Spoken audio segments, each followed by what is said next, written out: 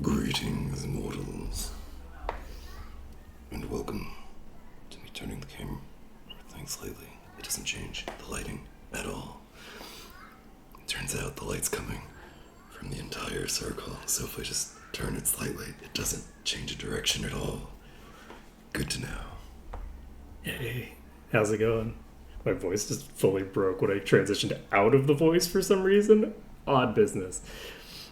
Alright, well today we're not doing inventory management at the beginning. We are in fact going to hang out with some dragons. You know what? I just realized there were dragons in the last one. There was a dragon in the last one. I gave it some of my gear. It wasn't false advertising. I started in the desert and went to go visit a dragon. We're done. We got this. It's all set. We're going to load this file back up. We've done quite a lot of inventory management. We have massively boosted the general stat block of Cortal. We have some... not this. Is it 2? We have some potions that we've made, and we're just looking to wait until we get a catalyst to make them, just upgrade them to the correct level. We have a spreadsheet that keeps track. Why am I walking? Why am I walking places? Let's see here. It's almost 1 o'clock. And we're going to Dragon Sand. I'm going to have to load a bunch of times because Dragon Sand's probably going to take a week. It might not take that long because of the specific details of how this all plays out, but it might not take quite that long, but it's going to take a long time. And every single day of that period, I'm going to have to make a death check. I don't think Dragon Sand has a training hall, so I can't just go to Dragon Sand and then train while I'm there. And I'm not going to be doing a travel to get there because I can teleport there. So I'm wondering...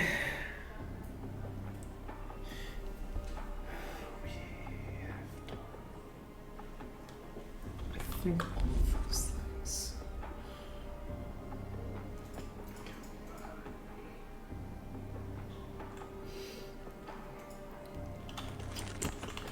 What do I want to do about this?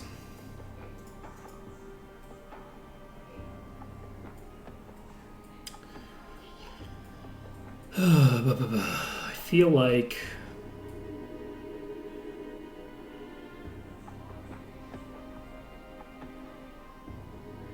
I think I'm going to train. I think that's how I want to handle it. I do not want to have to do a bunch of reloading. That is tied into the death checks. I don't want to have to do that. I don't think that it's like fun to do. And I don't think that it is. I don't think that it's reasonable to do that as opposed to just training up now. So we're going to pop over to...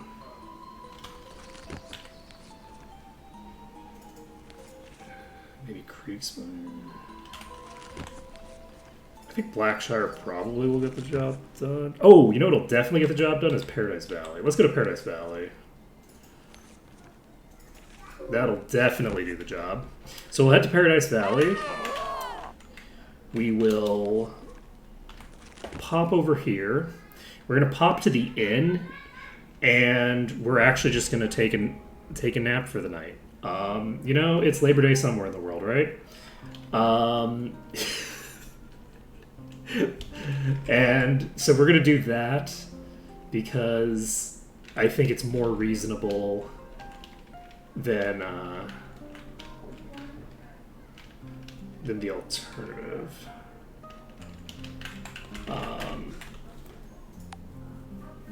Yeah, I think that this is just the way to do it. If there was a way I could just kill time until 6, that would be useful as well. But dicking around in my inventory does not. Wait, I can play Archomage in Might and Magic 6? Interesting. I had no idea. Alright. Either way, we're going to go ahead and do this. And we are going to pop into the sparring ground. Good job. Good job. Good job. Good job. So we've trained up. We have enough to pump regen again. We have arms. We have leather. And this should not have increased arms. I should have been increasing the other ones. Alright. I got them desynced. It's fine. Let's see. I am forgetting how few levels I just picked up. Let's see. As for you, I think I'm going to keep these in line with each other for now. Yeah, that's what I figured, is that it was something that you could do, but which probably didn't really do much. Don't have enough skill points to get body up. Okay, so did I decide I was going to get all these to 40? I think I did. Could also put some more points into plate, honestly.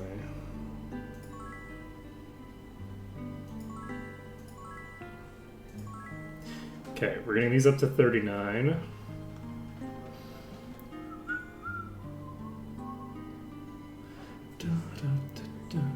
Alright, what do we want to do for you?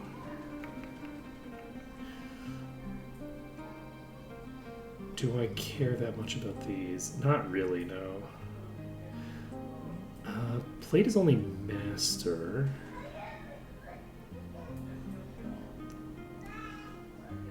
I'm just going to put another point in sword for now.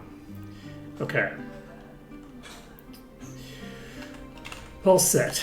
So, we are going to save this over test. We're going to TP over to Sorpigal, and we're going to cast all of our buffs. And one nice thing about the fact that we aren't traveling to get to this location is... Did I have a light plus 15? I do. We're going to recast that. And the nice thing is that our buffs are going to be in position right from the start.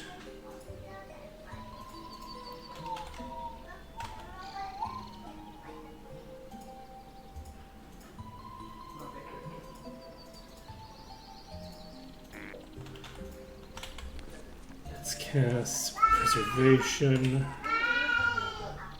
It won't fit. It won't fit. I think that's the only buff I need to cast from that field. Cast you. Day of Protection.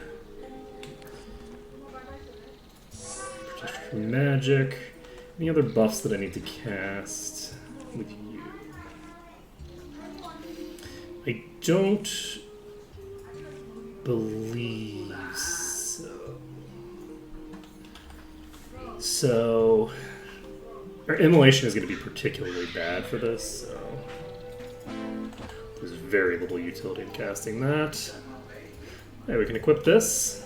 So let's take a look at what we're looking at now. So we're sitting at 15,000. You have the wrong axe equipped.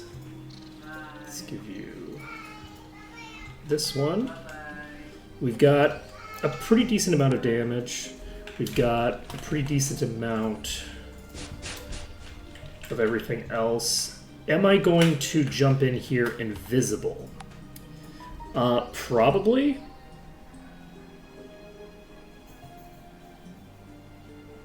Why does Twitch keep sending me notifications about nothing? Let's see. This is the wrong side.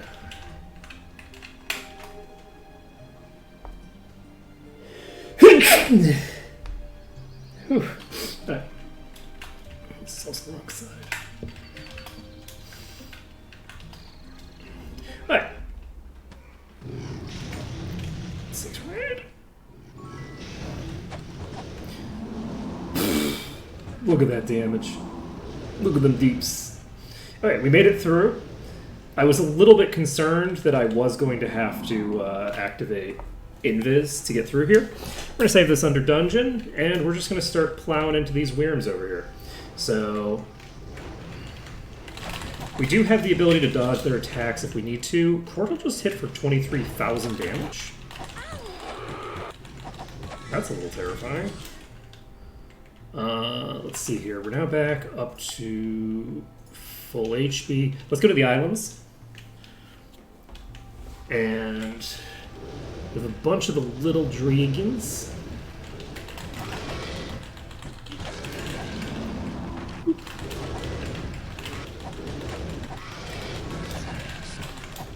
Okay.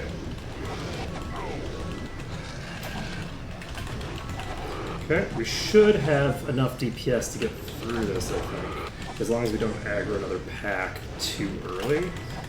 Which, we have aggroed the other pack, but I don't know if it's too early or not. We've cleared a decent portion of this pack. We haven't cleared the biggest enemy, which is probably a mistake. But luckily, these enemies are fairly weak. These are not little dragons by any stretch of the imagination. God.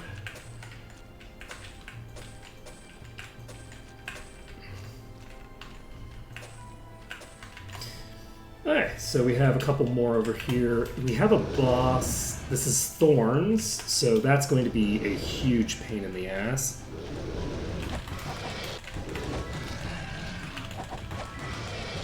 But that's okay. Honestly, because of the fact that it's one of these little ones, it shouldn't be too bad. Also, I have the ability to kite these because we're in the outdoors. So, That's no good. even if it would normally be a problem, I'm anticipating that it'll be, for the most part, just a pain in the ass and not something that we really struggle to fight. That's my estimation here. Unfortunately, we are going to struggle with a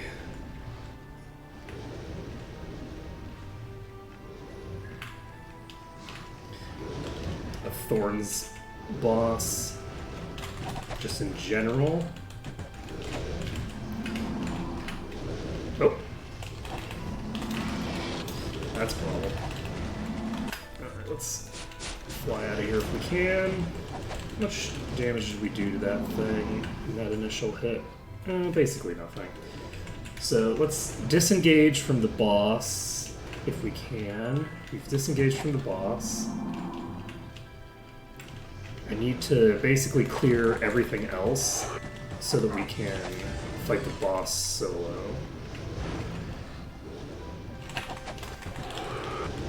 It's my anticipation that the boss is probably the only dangerous one in this pack.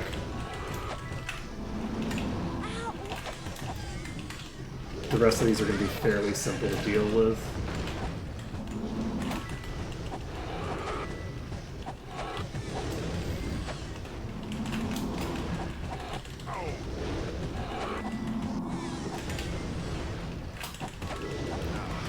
Alright.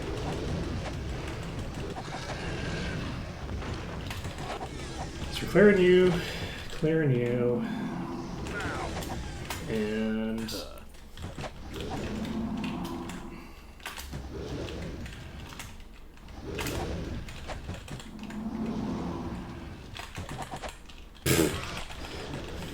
okay. It was Korbrick that had hit it that hard, it wasn't Quartal. I read the name wrong.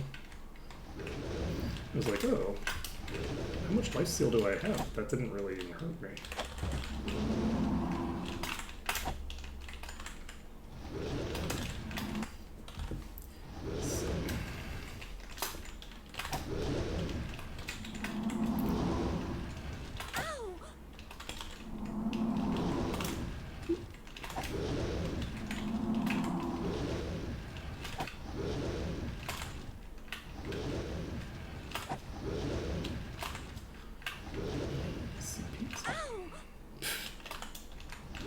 The non-crits just don't even do damage, basically.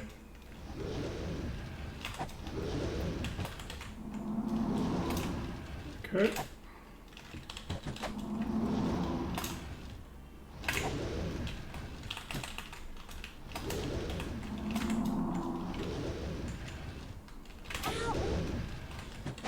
We will get back to our regularly scheduled beatdown of this area once we have finished this damn thing.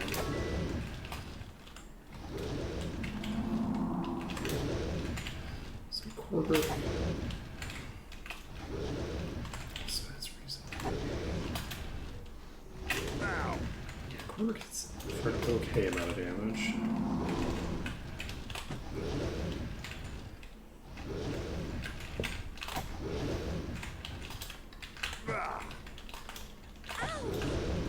Got the stun.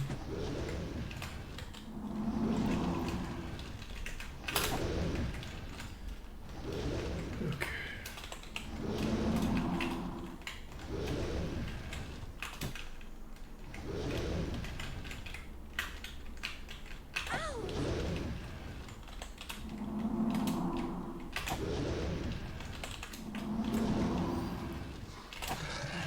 Okay.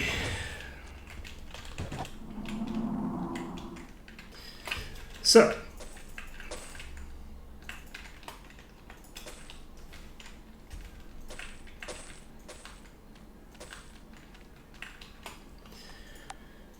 that is done. We already looted this.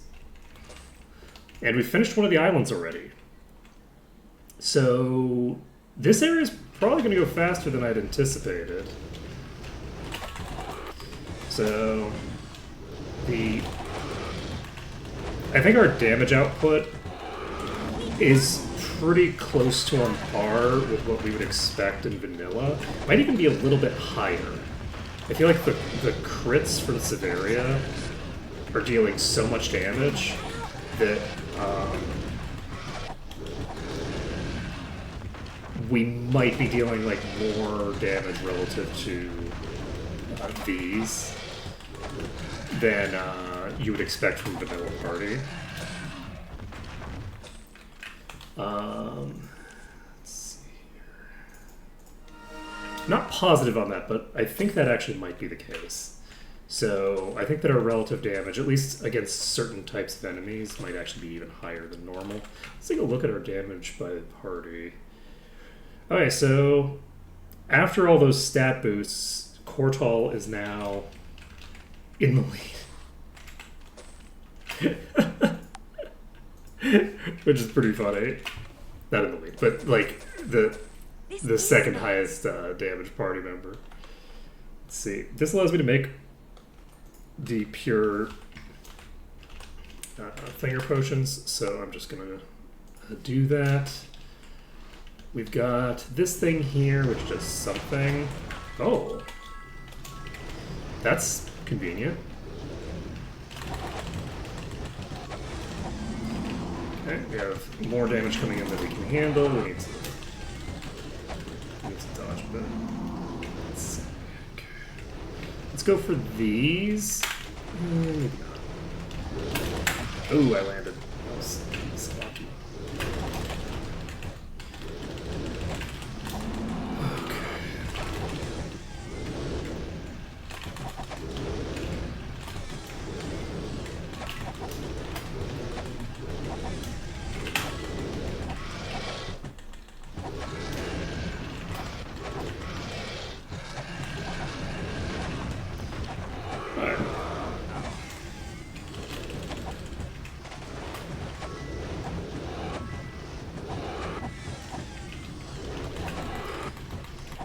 Okie dokie.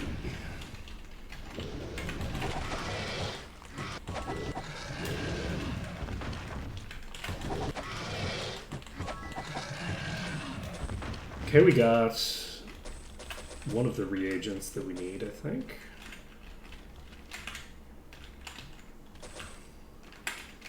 Whoop.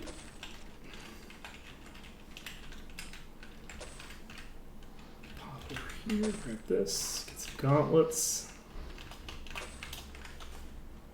save the game.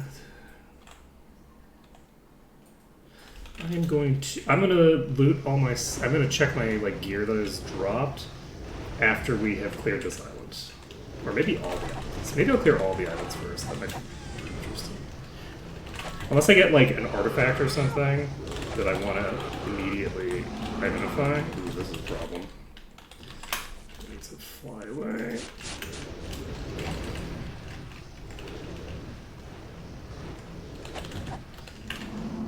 Okay, let's split them up a little bit. Unfortunately, I got too far away to be in range of some of them. So they split in a way that's convenient for me. Oh, you know the other thing? The other reason that my DPS is higher, I have 20% more characters in the party. I just realized that. Like, in Might and Magic 6, you typically only have 4 characters. You don't have 5 characters. So, my, how is it that this is the first time that I've really thought about the fact that, like, I have, like, 20% stronger action economy? Like, this is actually a huge difference that I've just been kind of ignoring and leaving by the wayside. Like, oh yeah, you know, I'm hitting 5 times, I'm not hitting 4 times. Let's see, let's save this.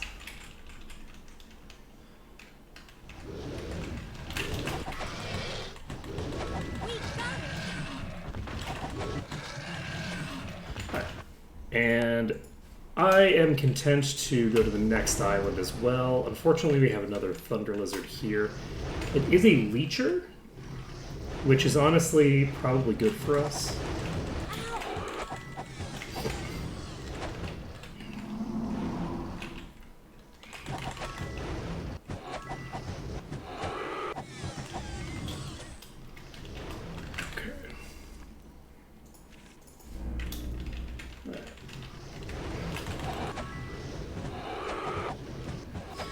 How the mighty have fallen.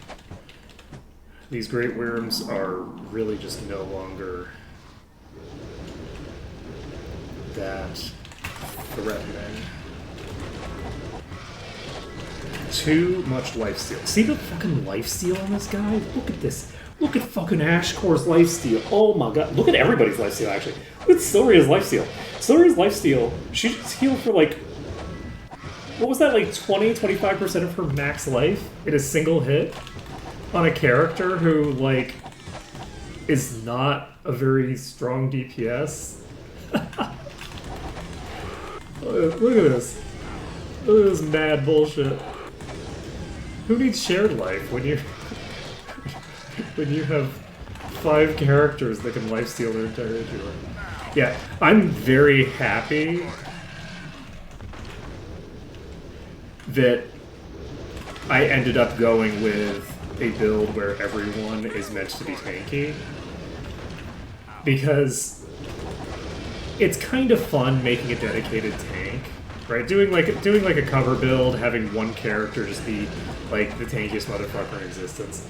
That's kind of fun, but I don't know that that compares to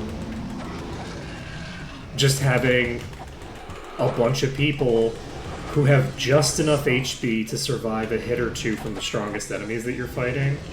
And so if you pull a single enemy, they can just lifesteal themselves back out of the hole. Like, I don't know. That's pretty fun. That seems pretty cool to me. So I'm going to save this because I do not remember what you do. That's 10 elemental resistance permanent. I like it.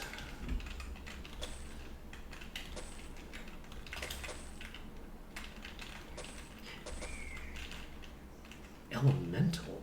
Interesting. So it's not self. That's only elemental. That's good to know. Is that a boss? That's a venomous gold dragon. Let's loot this chest. Yes. And body resistance and magic.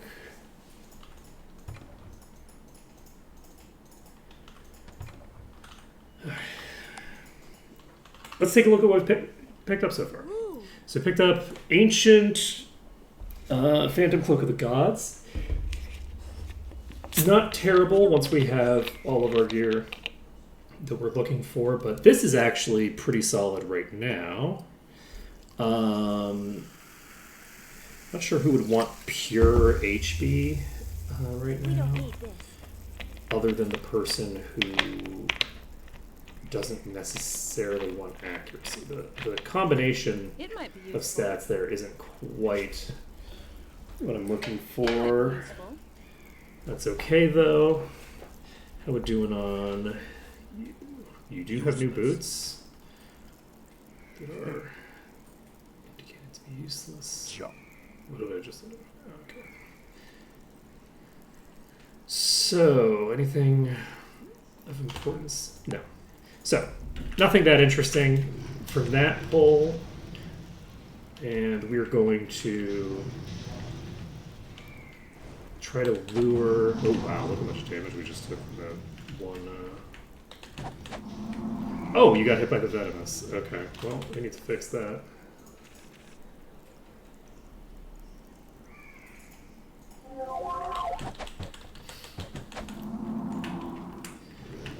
Let's see. How do we want to pull you? I think, honestly, it makes more sense. Oh man, seeing all those giant golden dragons over there makes me so happy. I'm looking forward to fighting this.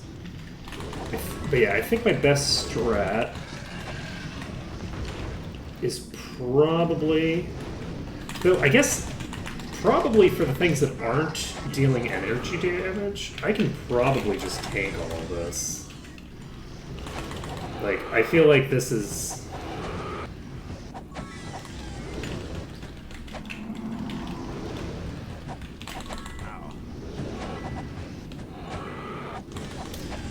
fairly reasonable pull. And this is a pretty big pull, honestly. We're now... I don't know if the Titans were just stronger, but... I mean, the Titans are definitely stronger than the Worms. Actually, I think we're going to dive over here. I might just dive this pack. Nope, that is a lot of gold dragons. We're not going to try to dive multiple gold dragons at once. That seems like a recipe for disaster. We are, however, going to dive a single gold dragon and see if we can kill it. That didn't one-shot Korbrick. That's a good sign. Okay. So, we were able to take that out. Good to know. Good to know. Alright.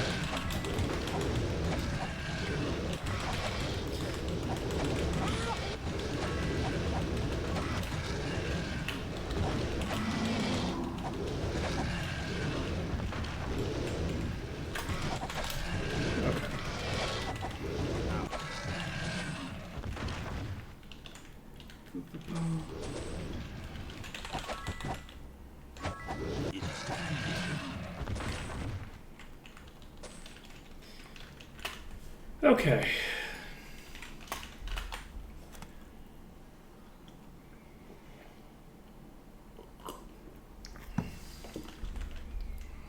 All right.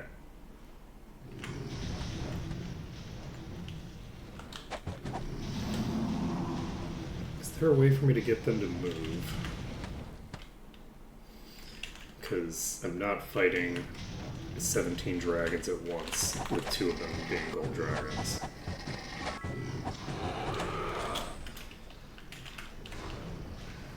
Okay, one of them moved. Nice, and it's one of the golds. That's exactly what I'm looking for. Thank you so much for your cooperation as we move forward with this relationship that we are establishing with each other. I hope that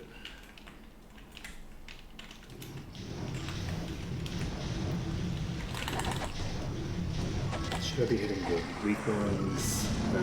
Since I already have been hitting the weak ones, I probably should. Let's burn the gold. Can we just tank this? We can just tank this. We have enough lifesteal. The lifesteal will carry us through. Oh my god. Ugh. That also gives confirmation that the, well, yeah, I think that it does. I think that gives pretty significant confirmation that the physical damage output of things like Minotaur Kings is actually disproportionately high. Because obviously, like, a gold dragon in vanilla does a lot more damage than a Minotaur King does. Right? Like, a Minotaur King is not anywhere near as dangerous. So, I mean, the Minotaur King does have the instant death. So, you know what? Actually, no. A Minotaur King is probably more dangerous. Just by virtue of the one proc. And they do a lot of damage. It's not like they don't do damage. Fuck. You know what? We're just gonna walk.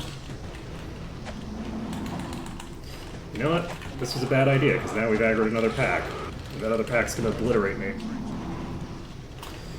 Okay. This is fine. Everything about this is fine. Except for the part that's not fine. I should have kept trying to get my fly off. I cannot walk at the enemies and have that be a successful strategy for defeating them. That will not work.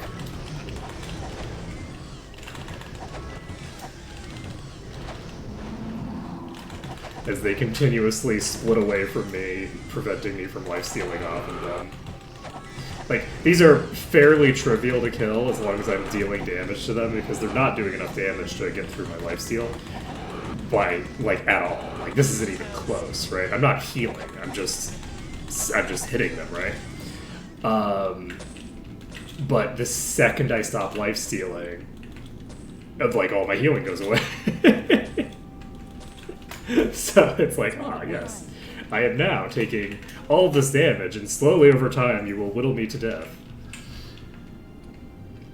I actually would have been able to handle them even with the limitations and how quickly I was lifestealing, if not for the fact that I pulled this back as well. Okay, so diving you.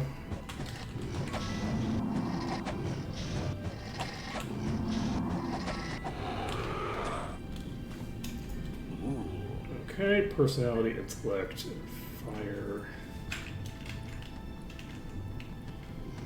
Not that interesting, I think.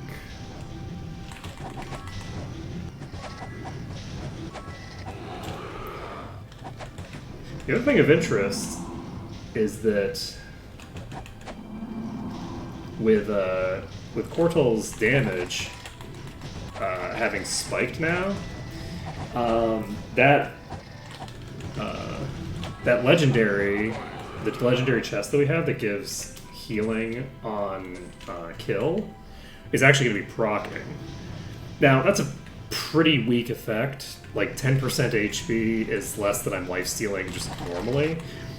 But while it is a fairly weak effect generally, one thing that like a lifesteal party is very susceptible to in terms of the damage output is actually to exploding enemies, which is why I actually was thinking, like, oh, the reason that I was struggling with Devil Outpost is because of the explosions. The explosions were not real. That wasn't real explosions. I thought that was explosions.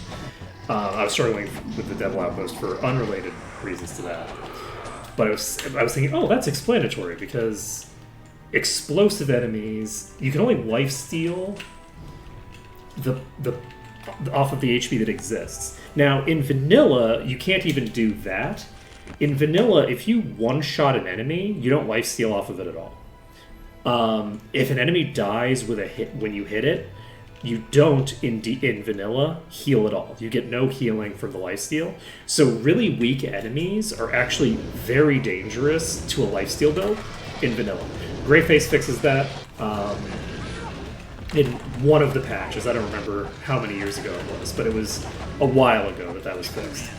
But the way the Greyface fixed it was just setting it so that instead of just healing you for nothing, it heals you for an amount based off of the remaining HP that the enemy has when you hit them, right? So the actual damage that you're dealing as opposed to the overkill damage, which is a very good, uncontroversial fix that, like, I appreciate on a mechanical level. I think that makes a lot of sense. But even with that change, explosive enemies become very dangerous because of the fact that every time you hit an enemy and kill them, you are creating a burst of damage to you, and you're healing for less than you normally would be. You're still healing, but you're healing for less than you normally would be. And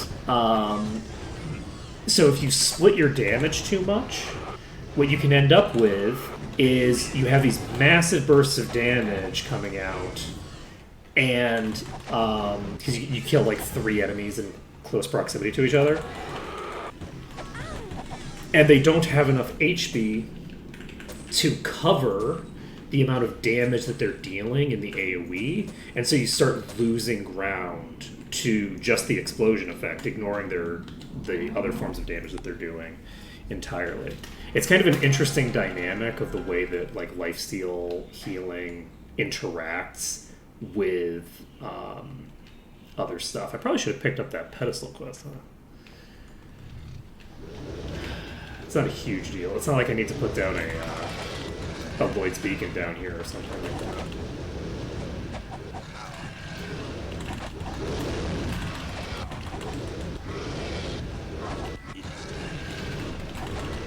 But yeah.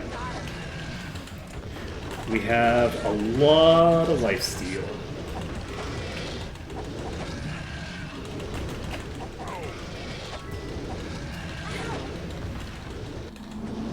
Oh, hey, Dwarf Mountain Mitts. And company. We just out here killing lizard folk. As one does.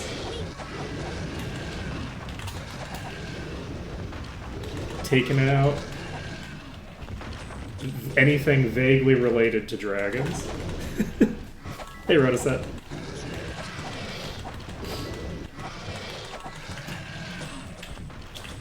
Finished that. We don't need this. Shield that we don't need. Amulet. Friend. Countryman. And ears. There we go. And let's see. Anybody else? No. Okay, we're actually clearing through this place way faster than I expected. These characters are now out of control. Just well and truly.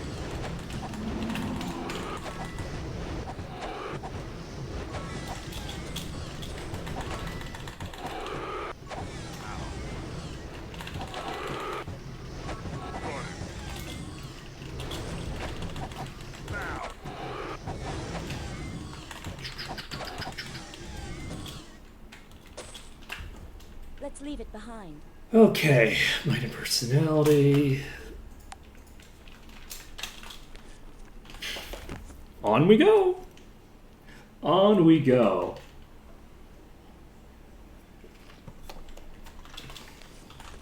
God damn, we're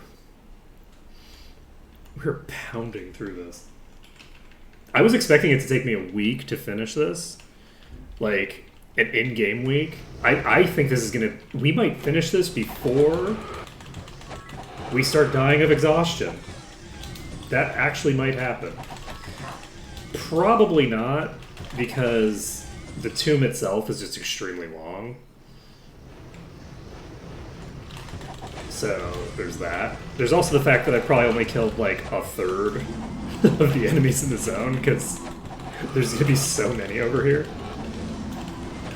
Yeah, if you go for too long in this game without without rest, without sleeping, or training, or traveling, or doing any of the other things that count as rest, your characters have basically at 3 o'clock, when it would normally give you like the weakness proc.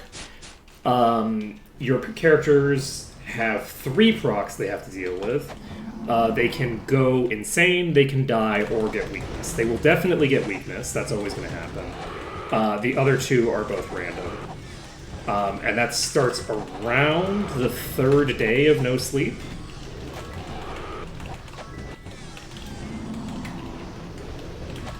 It's a thing that... Let's see.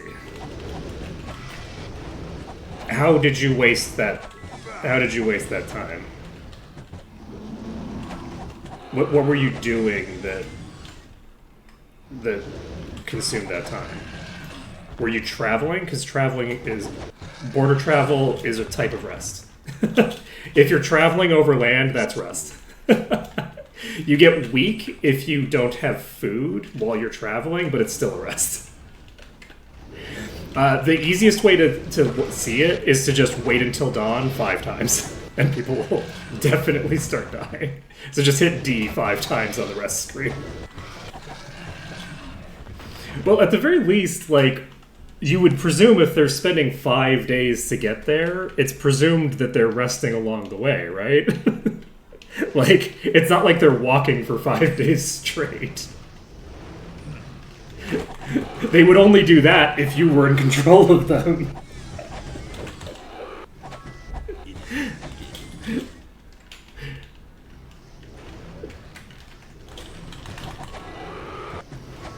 But yeah. Let's see. Yep. Look. It is expected for all of my characters to always be on the verge of literally dying from exhaustion. That is the... Because I don't rest. I will only rest via training, which means that if I'm in an area that I can't train in, like where I am right now, there's no rest for them until they can level up again.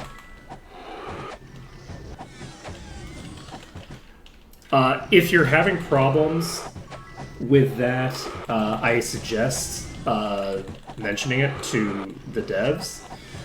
I had that problem in Blackshire, and they were like, oh, right, there's a bunch of air elementals here. This is a map that should have the ability to fly unmitigated.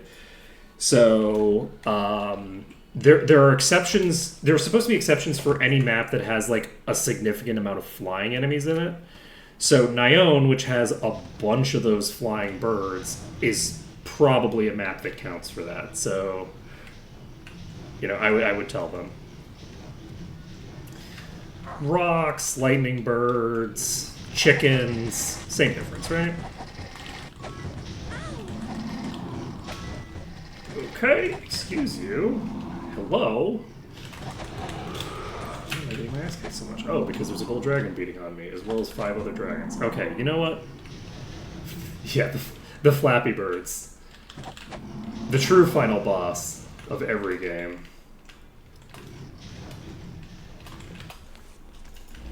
Hey, some things without wings can be Flappy Birds too. It just takes a little bit of elbow grease. Maybe slightly more literally. Okay, there we go. Alright, so that's a blue dragon, which is mid-tier, and a gold dragon, which is top tier. A Slappy Bird. Okay, you know what? That's fair. That is fair. That's no good. That is a fair distinction. Alright, we are going to check this gear that we picked up. We're going to toss this. Great. We have a sword that's Great. garbage. Don't listen to them. They don't know what they're talking about. Okay, I say that, and then immediately they say that this is great, which I fully agree with, actually. Of Doom is so good on this mod. Let's see here. So speed, might... Oh, right, we still have this equipped. Ooh. You know what? Do we...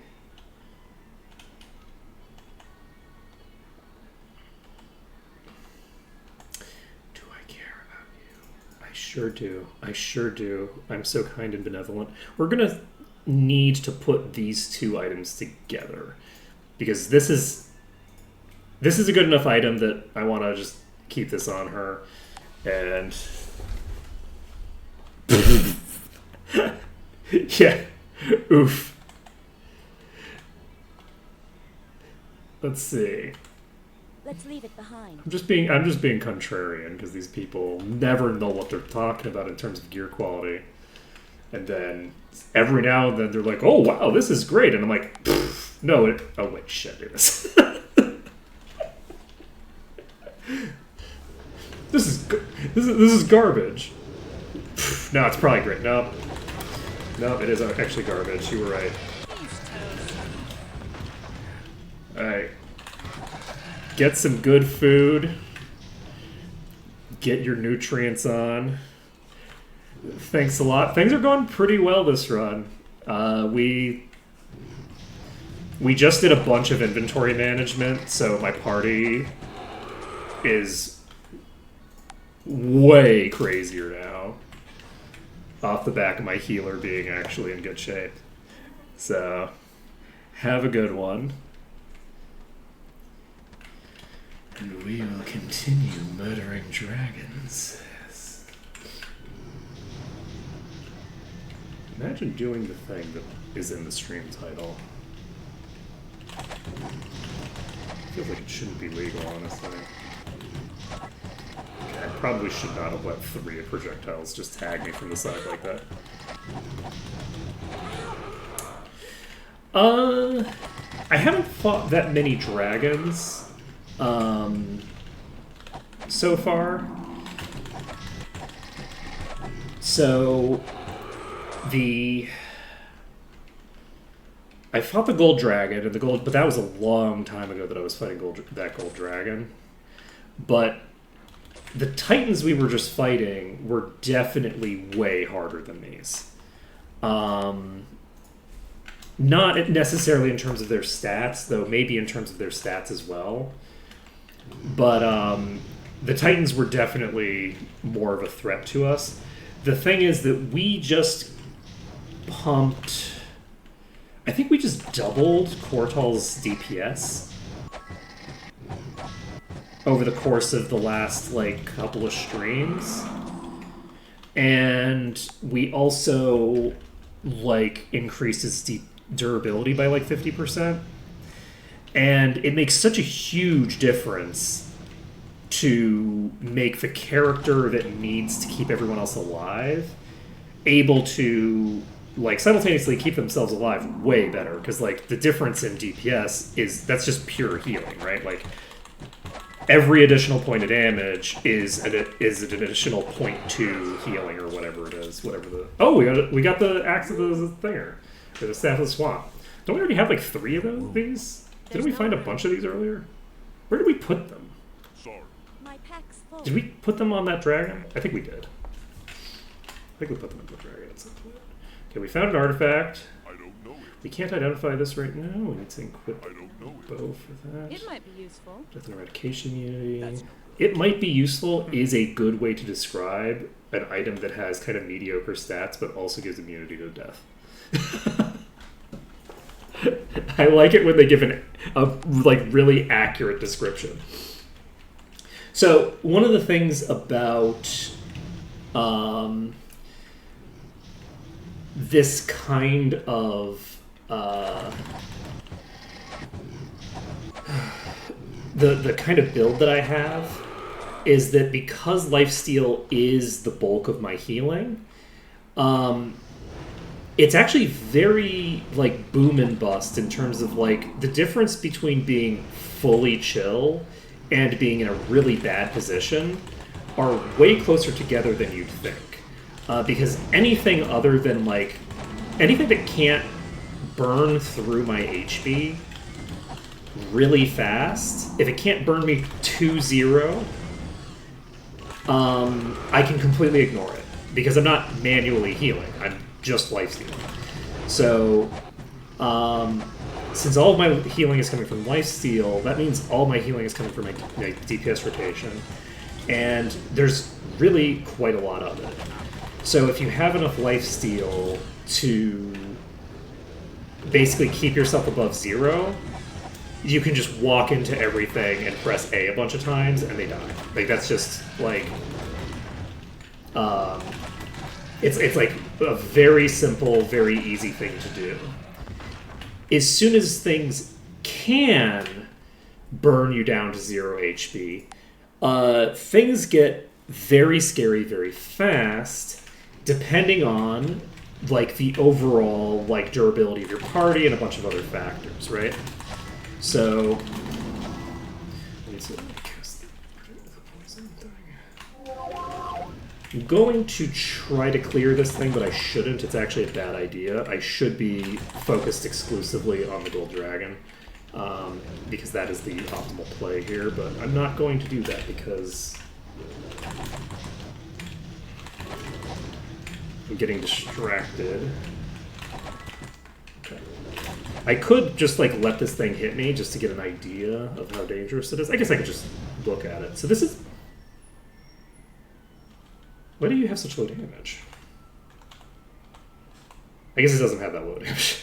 It's hitting for like 20-some thousand damage on the people who don't have passive mitigation for everything, which is, you know, triple my max HP. Okay, that's fine. So this would be very dangerous if I had to like brute force it, but I don't have to brute force it. I can deal with it by actually dodging its attacks. If I don't, suck. Okay, we just aggroed a bunch of other dragons. We're going to let this come with us for a little bit. We're going to meet it where it's going. So there's two ways that you can kite a dragon. So the first is to take the direction that it's going and okay. I thought Paralyze only lasted like 5 seconds on bosses. But either way. Ooh, Primordial. Did you just call this Devilbone Bow of Darkness useless? That's honestly correct.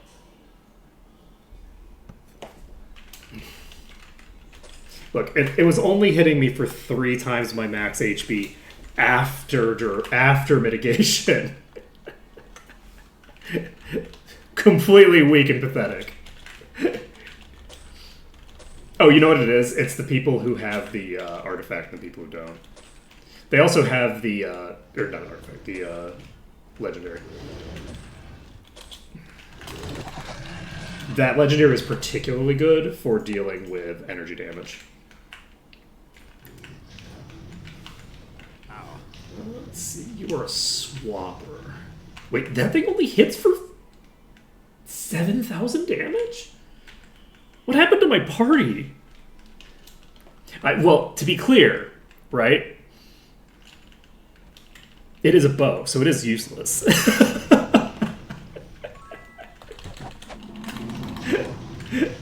It is useless, you know? Like, it objectively has no utility because I can't equip it. So, you know, on the one level, it is in fact a complete piece of shit that I don't need. I mean, look, technically bows are allowed, okay? Technically bows are allowed. They are allowed, but ranged attacks aren't allowed. So they're really not... They're a real liability to equip as a stat stick in combat, because if I do randomly hit an enemy with a bow, I will reload for it. I've done it before. I've done it before when I didn't even hit and just missed. I don't consistently do it when I miss, but I do it.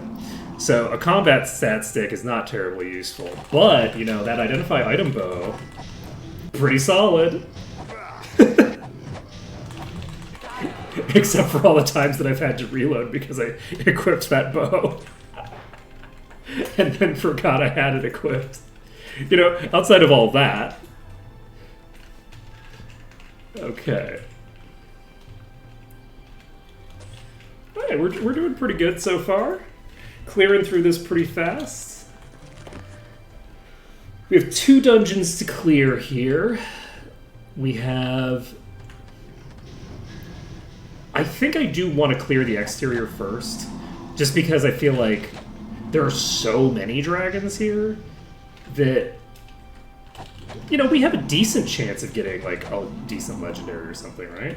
And even if we don't find a decent legendary, we did find a really, really good primordial necklace that is going to be clutch. It's really useful. No, I haven't done anything like that. That's not... the rules that I made for the run were not made with the existence of... Why am I trying to dodge? This is just it's not a boss. Were not made with the existence of those mechanics in mind.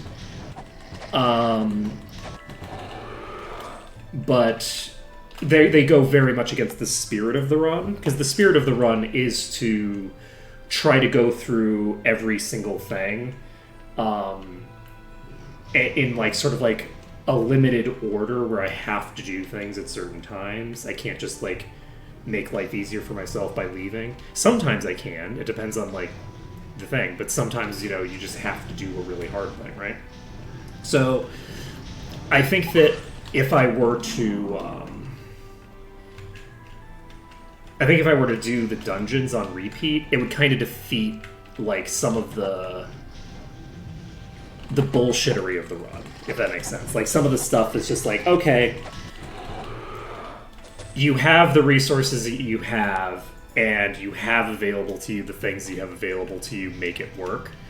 A lot of that goes away if I have the ability to farm a dungeon for gear. Like a good portion of why I'm struggling. Well, I'm not struggling right now, but one of the reasons that Korgrik has specifically been struggling to keep up with the rest is because Korgrik for a very long time was like good enough with very little, right? With like very, very little investment of gear and stuff like that, I was able to make Korgrik do their thing. But also like there's really not that much that Korgrik gets out of gear compared to like a lot of the other characters, right? Like it's obviously way more important to have durability on the person who casts Shared Life. And there's 2 of those, right? There's 2 of them. One of them's a backup, one of them's the primary, right? But like both the backup and the primary are more important to have that on than, you know, the person whose HP they are ostensibly stealing. But then as we started to get more lifesteal weapons, Korgrik's regen became less and less of the dominant form of healing.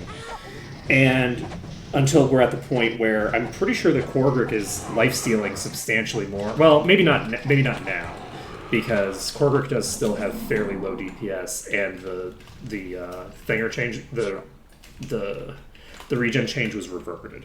So Korgrik, I'm not sure. I can't really guess what percentage of Korgrik's healing is regen and what percentage is thinger in combat, because Korgrik's HP bar moves very fast.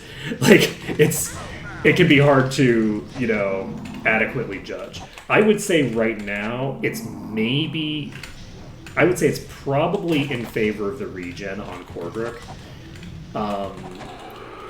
Because Korgrik has fairly low DPS. So Korgrik isn't seeing the huge chunks of healing that characters like Ashkor are getting. But as we start getting better and better gear, eventually we're going to reach a point where I can like comfortably invest gear into Korgrik that will hopefully start the road to Korgrik recovering. It's my guess that by the end of this, Korrick is going to have less durability and less healing than Ashcore. That's my presumption. The way that the things are scaling to me makes me feel like Ashcore is going to start getting really, really, really out of control as I continue stacking gear. And we're going to reach a point where Ashcore is just, like, so obscene that... Because Ashcore also doesn't have very good gear right now. Ashcore's gear is... I think Ash still has some stuff that's, like, a little bit of endurance and then, like, intelligence.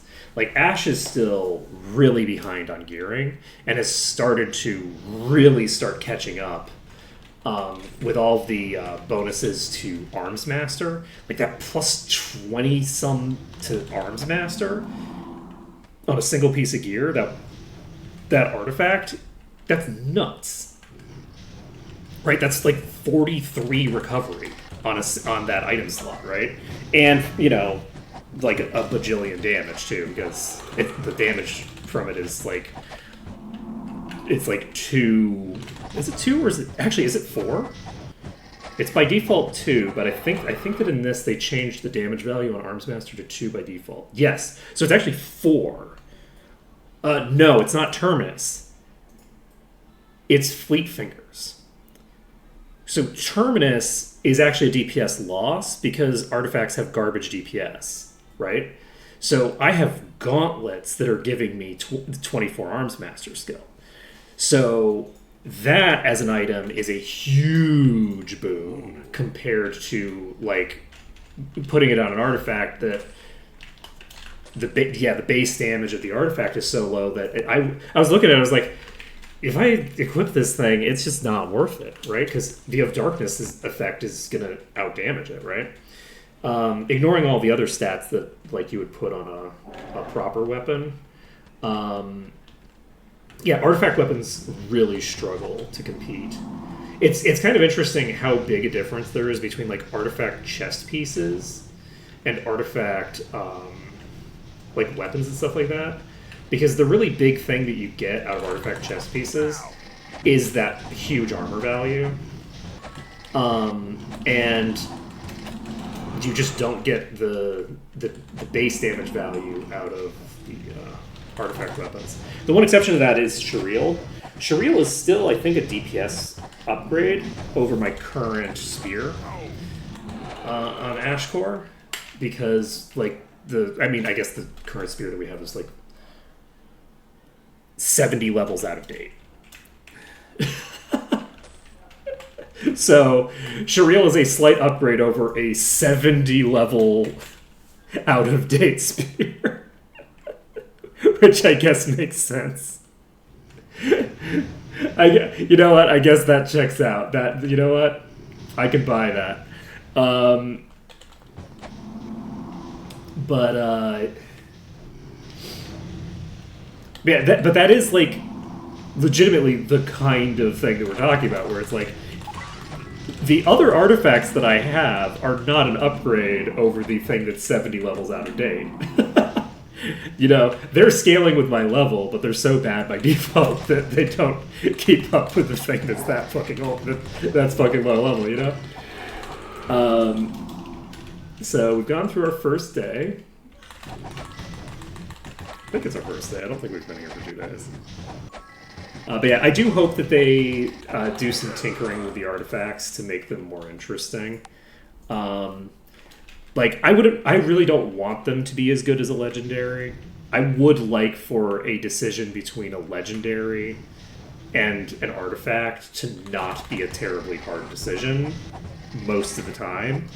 Like, there's obviously, like, exceptions. The, like, is it Igraine? The artifacts that give you the boost to your, like, magic skills and give multiple of them. I'm happy for that to be a difficult decision, right? That's fine. There's certain ones that you know, can be a difficult decision. Obviously, this Arms Master thing that gives you exactly the thing that you need, happy for that to be a difficult decision. But I think that because artifacts kind of drop like rain for good portions of the run, I would prefer that artifacts not be as good as legendaries. But I do think that there is a very sizable desync in the relative utility of the different slots that like the weapons. I think the weapons need to be scaling better in order to pull their weight.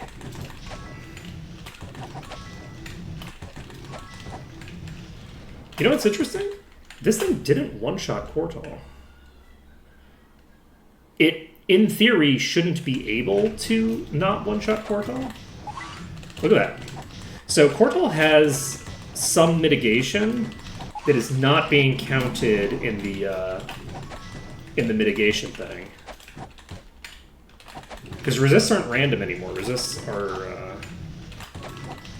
thinger now. So that's interesting. No. Primordial. The tier before legendary is, I think, ancient. I think it's ancient. Legendaries are the yellows, the ones that have like a unique affix that does something fundamentally unique. And they also have 20% increased there.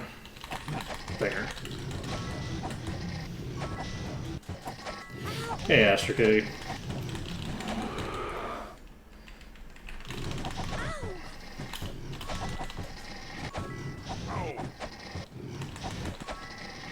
I mean, there's a lot of names for him.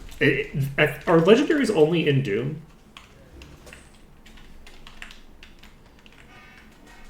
Because they weren't in the Might Magic 6 one, right? Are they only on Doom mode? Because I thought that was part of the Doom mode thing, right? Or is that just in this mod generally? Because I'm actually curious, like, what gear looks like on the other difficulties. Because it's my understanding that Doom mode has, like a fundamentally different, like, gearing scenario.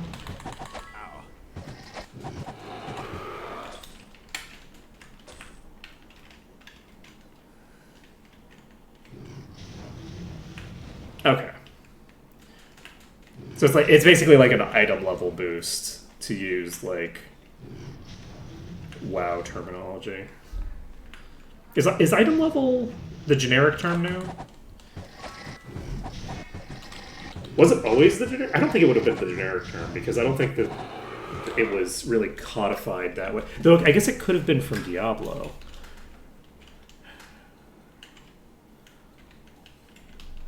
Because, like, you know, things have had required levels and stuff like that for a very long time.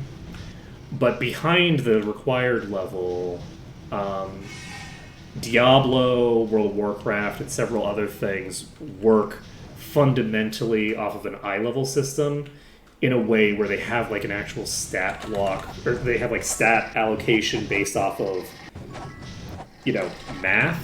And sometimes the math is very bad, right? But like there's something there to it. It's not just like arbitrary the way that a lot of stuff prior to that was. And so item level is basically how powerful the item is. But I don't know how old that is as a concept. It might have predated. I don't think it predated Diablo. I'd be very surprised if it predated Diablo.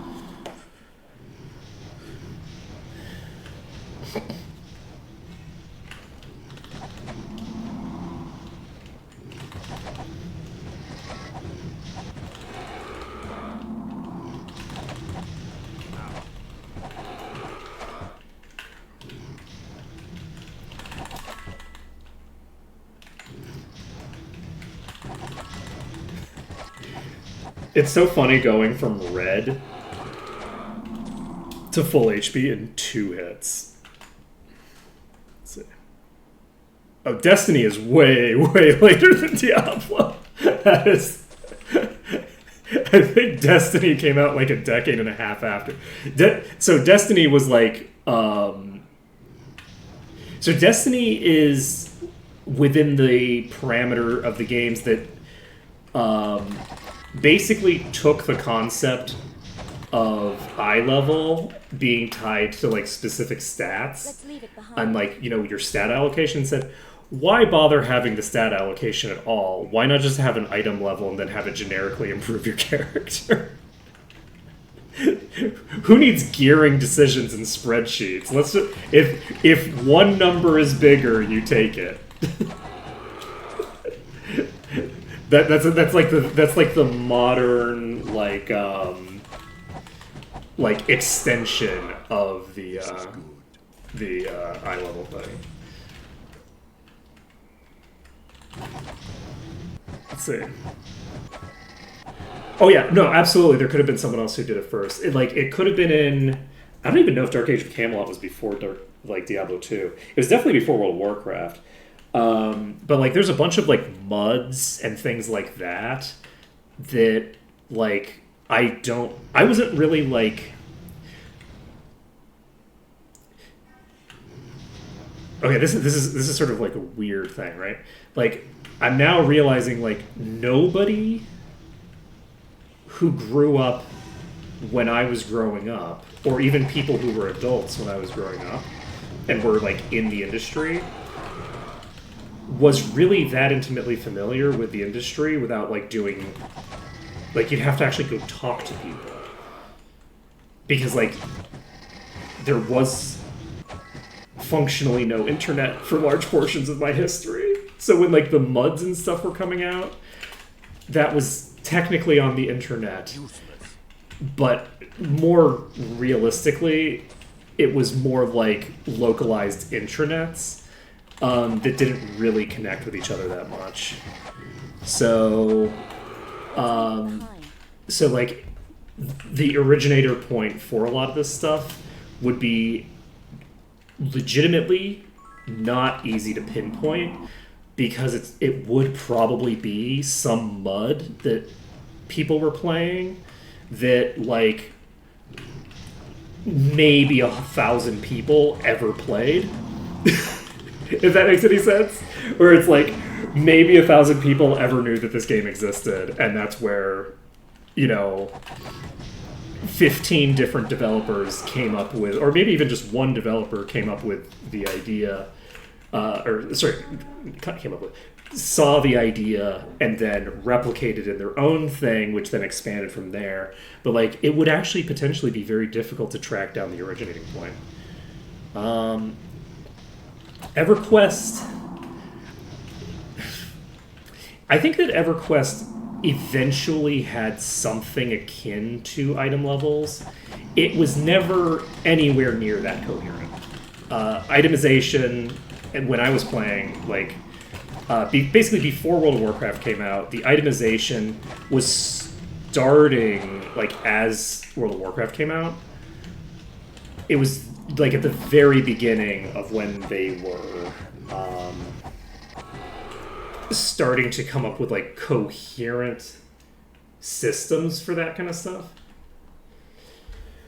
That is interesting. That's very interesting. Do I want to make this swap? Because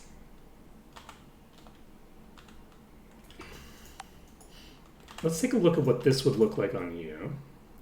It would be a sizable power drop and a sizable vitality increase. That is with personality on this.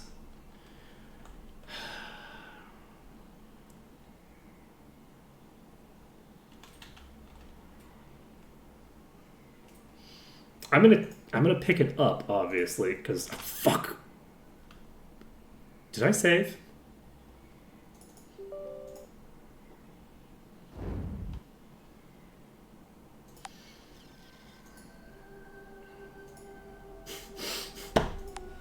I had a fucking heart attack. Holy shit. Okay, it is right here. We're fine. This Just like, what the fuck? Why don't I have a save in Dragon's Den? It's like, you saved under danger because it's dangerous here. Okay. Whew. Personality is currently getting use from every time I'm casting Shared Life. It's giving me about a 15% increase in the throughput of the personality.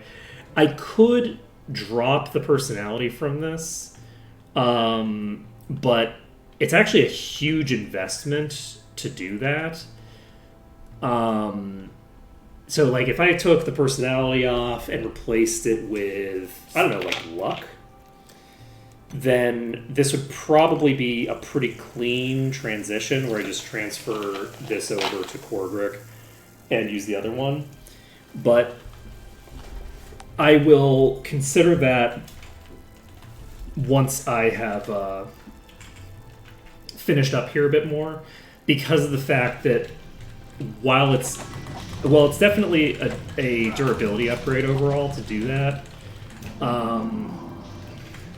It's not, I don't think, going to be a big enough one for me to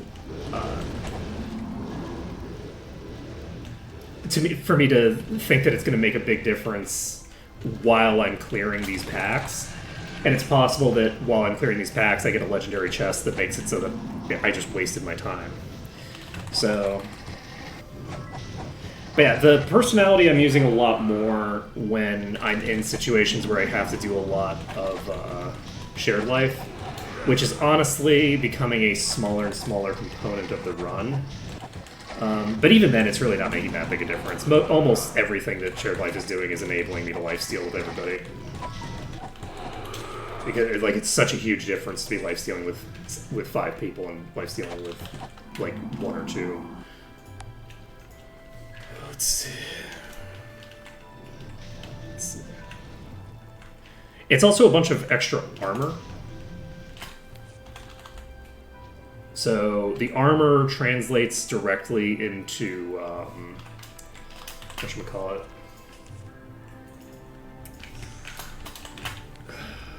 Into both armor and resistances. So the primary reason that the artifact armor is as usable as it is because you get such a huge amount when you've stacked your thinger skills no space. from the extra armor. Yeah, the change to make it so that armor skills actually scale your armor has had very significant impact on itemization choices and how effective like they are. Makes it so that high level armor is legitimately really important, as opposed to being something that kind of just gets outscaled, where it's like, you know, the piddling amounts of armor that you're gaining just aren't meaningfully. What did I just fucking say? Holy shit! I just fucking said it. Oh, there's the possibility that I find, a legendary chess piece. Holy shit. Okay, that is a big deal. Okay, we're going to identify this Staff of the Elements, which, is cool or whatever. Don't think we have to care that much. Oh, we're in a chest. We can't do a wheel. I was wondering why that looked so weird. Okay, take this off. Go in here. So, we can now just dump this onto Korgrick, probably. Though, it honestly might make sense to dump this onto Kortal. But because of the fact that it has... because of the fact that this has the personality on it, rather than, reset that thing in order to get a slightly better mix-up here, because Kortal has a way slower attack speed. Not way slower, actually. Korgrick isn't that much faster. Anyway, we're going to do this. Blomp. that is going to be a sizable DPS boost, as well as a sizable mitigation boost, right? Yeah. So 10 out of 10. And we have another item that gives us the recovery. Unfortunately, because of the fact that it is this type of item, because it's leather, it's not going to be really as important. Though, I could also, if I wanted, I could copy this and just put this on Portal. Which would be kind of fun. Okay, so we've got this. We are hardening it. I knew I had to do something in my inventory. I'm like, what am I doing here? I need to do something. And yes, I can also upgrade it by a considerable margin. Should we do some upgrading on this? Unlike the other character,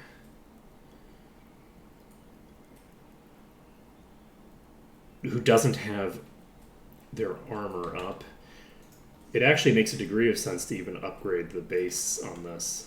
Just go crazy with it. Should we go crazy with this item, actually? Should we just be really inefficient and kind of dumb with our usage of resources here? And just go, we'll get more control cubes eventually, right? Is that how we should handle it? Maybe that's how we should handle it.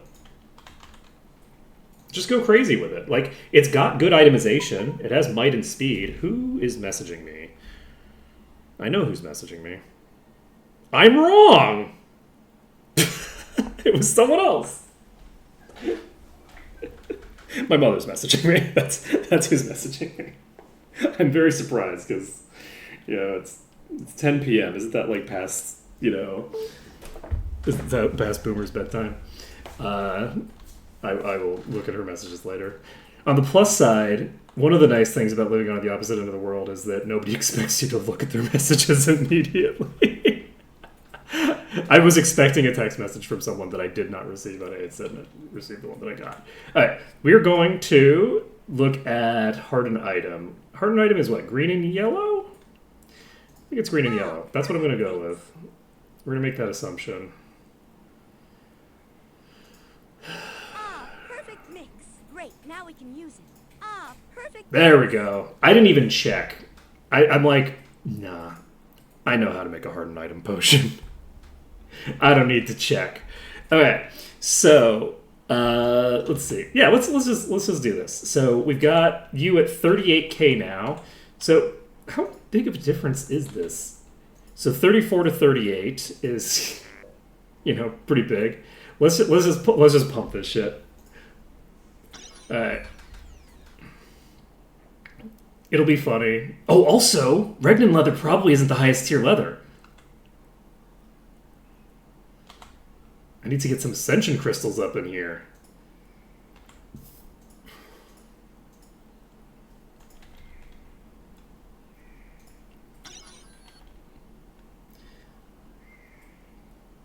Okay, that looks different.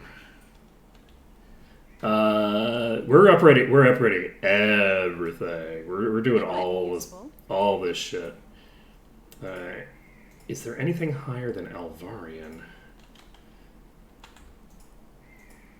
The Alvarian leather looks like Roman, question mark? Is that Roman?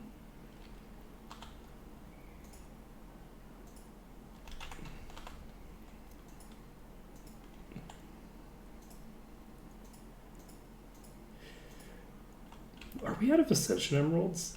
No, we're fine. Okay, we don't have the ability to upgrade this even further. Which is kind of good, because honestly, I like the drip. I'm a fan of the drip. Alright, we are going to upgrade this to 180 something. Just because we can. We actually have quite a lot of these control cubes around. So that is required level 174. And required level 186. So that's perfect. We're also getting the boost every time we do this to the increase to all 7 statistics, which is nice. So this is a legendary. We have these things. So body armor is 112 by default with this. So we're probably looking for reds. I don't think we can immediately just use those. We have so many crafting I tokens. wish I knew. Holy shit. I wish I knew. Let's see. We could sell it. Yeah, I mean, it makes a degree of sense. It is this, like, ancient technology, right? Let's see. Okay, I didn't think I'd be able to do that, just making sure. So, do we make a few reds? Do we have more reds somewhere?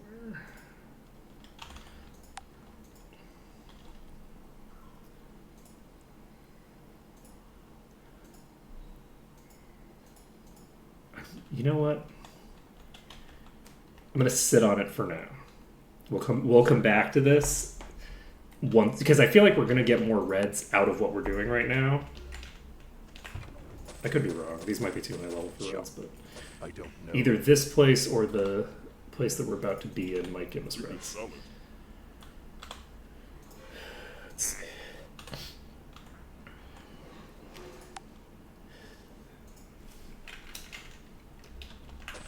Yeah. Yeah, the control cubes seem to be kind of like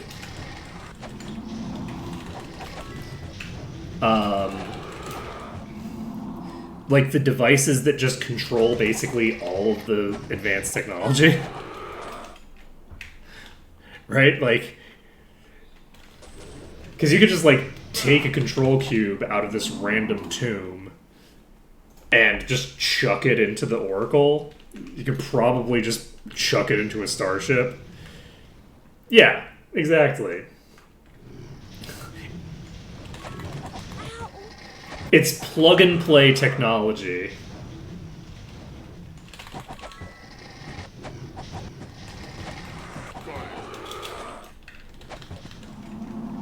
Imagine having plug and play space technology instead of the space technology that we actually have, which is like the most cobbled together madness, because like space is all about space, like how much physical space you have. That you have basically none because you have to carry it all. So like everything is like, you know, okay, well this device will only work if it's done in this exact, you know, way, and if if the stars do not align in exactly the way that we anticipate they will align, then this entire thing will just fall apart. I have no idea. Like, it is true madness that space travel works. Like, just thinking about the fact that, like, we have such a strong idea of, like, how predictable the orbits of planets are, as a random example, that we can send a thing to go to hit a moving planet. I don't know. Planets aren't in a location. It's worthless. They keep moving. They just keep moving.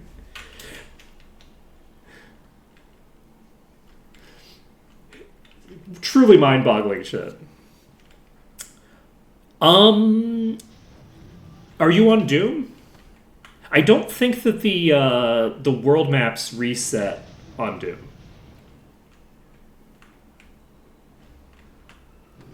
You can reset the dungeons manually now. Oh, I don't know then. It's possible.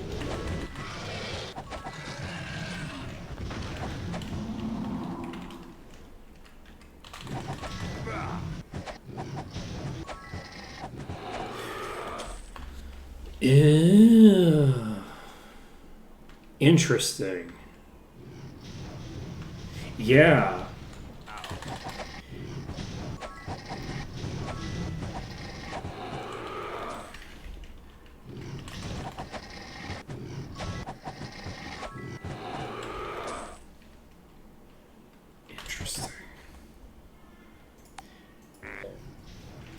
Well, it sounds like they've already progressed like 5 years, right? So, so presumably, if they've already progressed time by 5 years,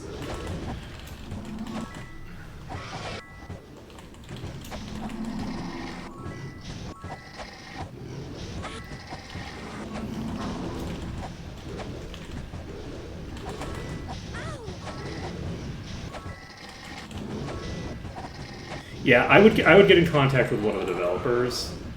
Malekith is the one that, you know, I certainly have the most direct contact with. But I would definitely talk to, like, one of them. They tend to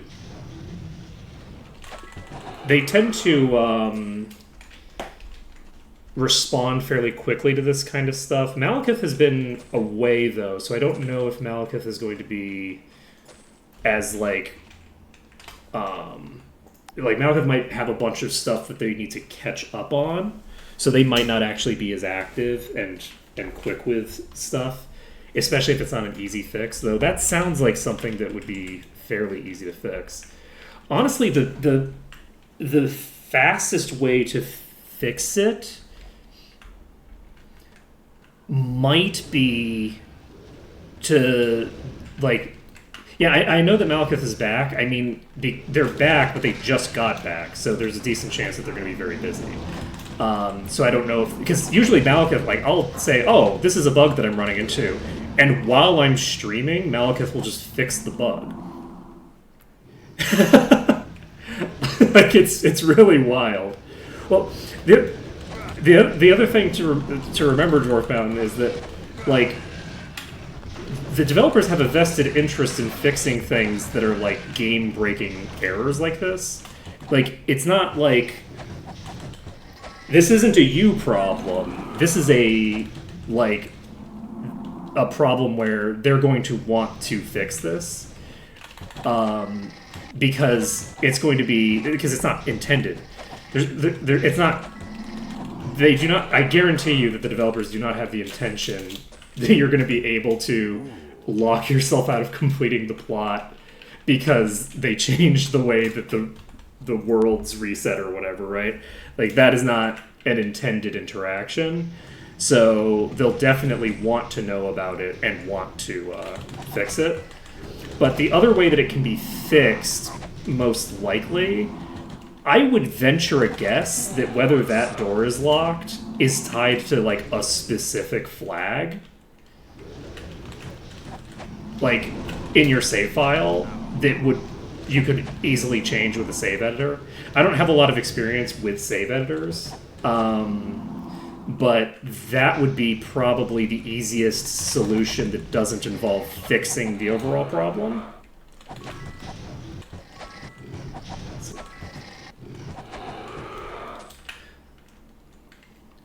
I mean, if we as the players manage to break a thing, then the thing was breakable.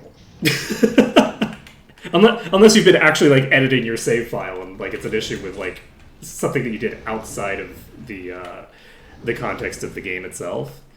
In which case, yeah, I mean, then maybe there's a problem that will be harder. Oh, hello!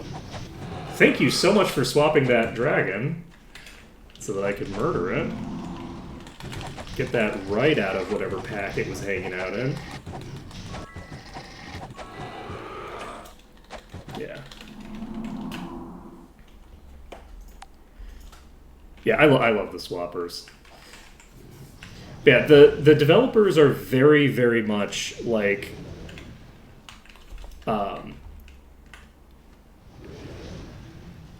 They like to hear that there's a problem and fix it.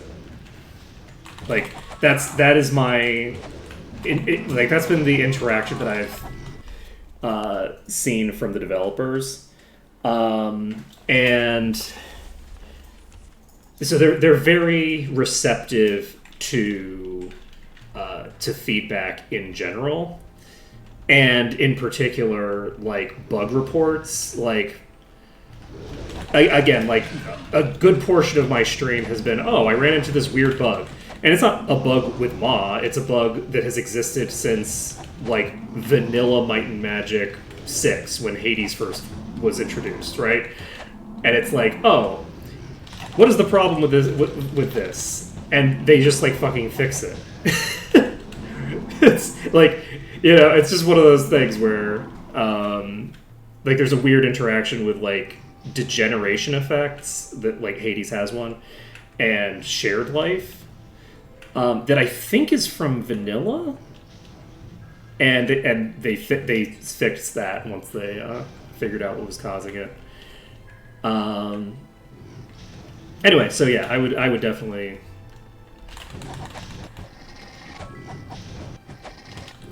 go to them.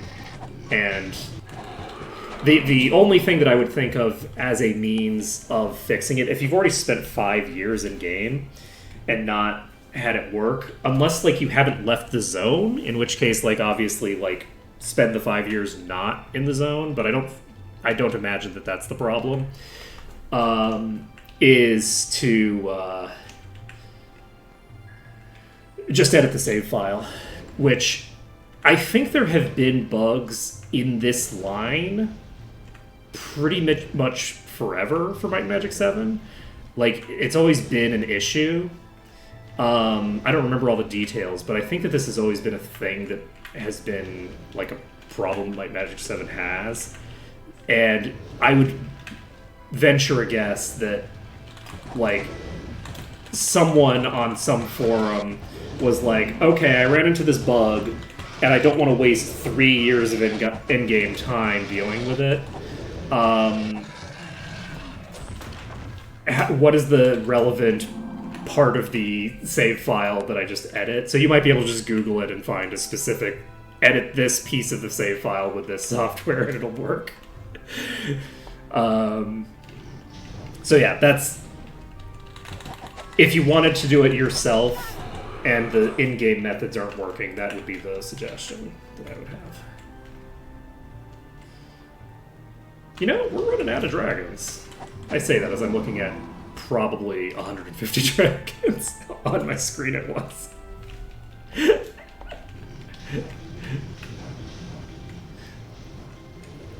But we've cleared through a lot of this. We've got a lot of progress here. We've gotten a lot of progress. We've cleared out. We got a legendary chest. We got a nice necklace that increases the amount of inventory management we need to do. How great is that?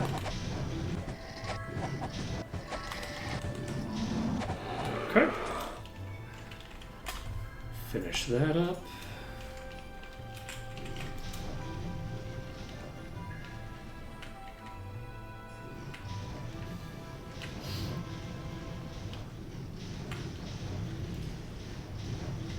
Okay.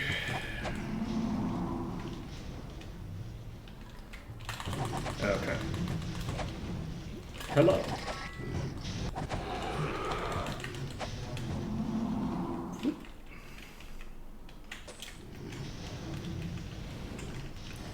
I'm gonna try to just burn down this little dragon. I don't know if there's enough enemies behind me to, like, kill me. There might or might not be any golds in that pack.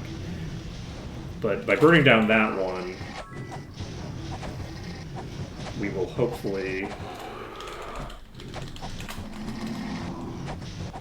be able to cleave through the rest. Woo! So high up. Where are you? Nail it. Okay. Potion recipe and boots. You think we're gonna get another legendary while we're here? It's a decent chance, right? There's a lot. I think there's a lot of chests in Varn. A lot of options there. A lot of possibilities. Oh man, how great would it be to get like one of the many artifacts that I need? I need one of those artifact rings so badly.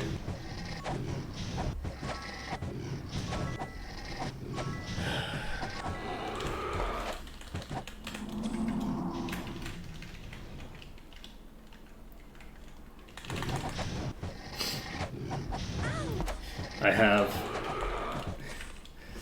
also obtained quite a lot of those. We have a lot of overlap, actually, in terms of the legendaries that we have. We are going to start reaching the point soon where we're not going to be able to wear anywhere near all the legendaries that we have.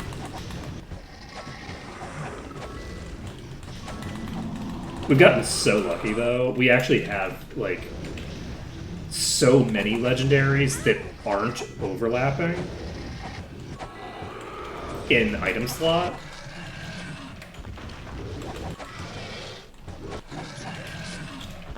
Like, we found 2 leather. We found, like, a shit ton of rings. We found, like, 2 belts, I think. Have we found 2 boots or just the one? I think I found 1 boot, and then I also found another pair of boots that was really good. I think I only have the... No, I do have 2 boots. So we have 2 boots and only 4 people who could equip them. We have the crown. Yeah, I feel like we've gotten pretty good luck with that. Because we haven't found any, like, legendary daggers or, like even, like, legendary one-handed axes or anything like that.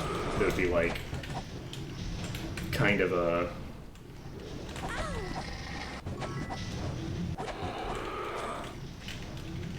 less interesting thing. Let's see.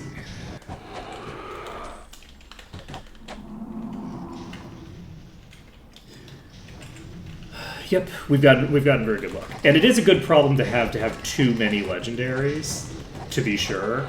The other thing that's a very, very good problem to have is to have a distribution of legendaries that you already have that is so diverse that you're running out of slots that don't have any. Like, that is crazy good luck.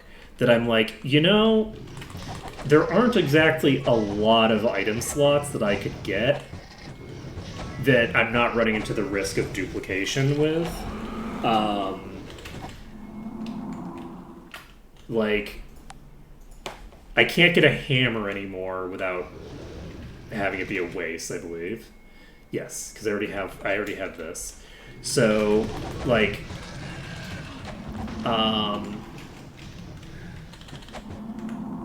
I already have,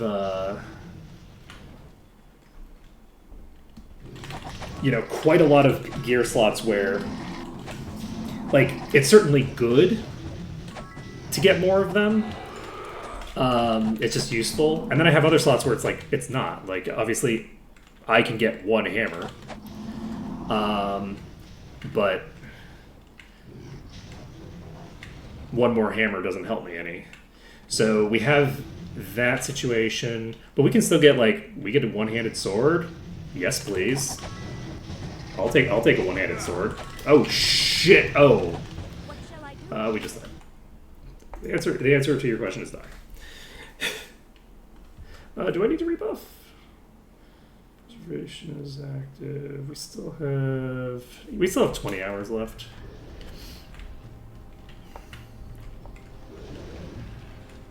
Still have 20 hours of haste, still have 9 hours of preservation. You know how it is. Alright.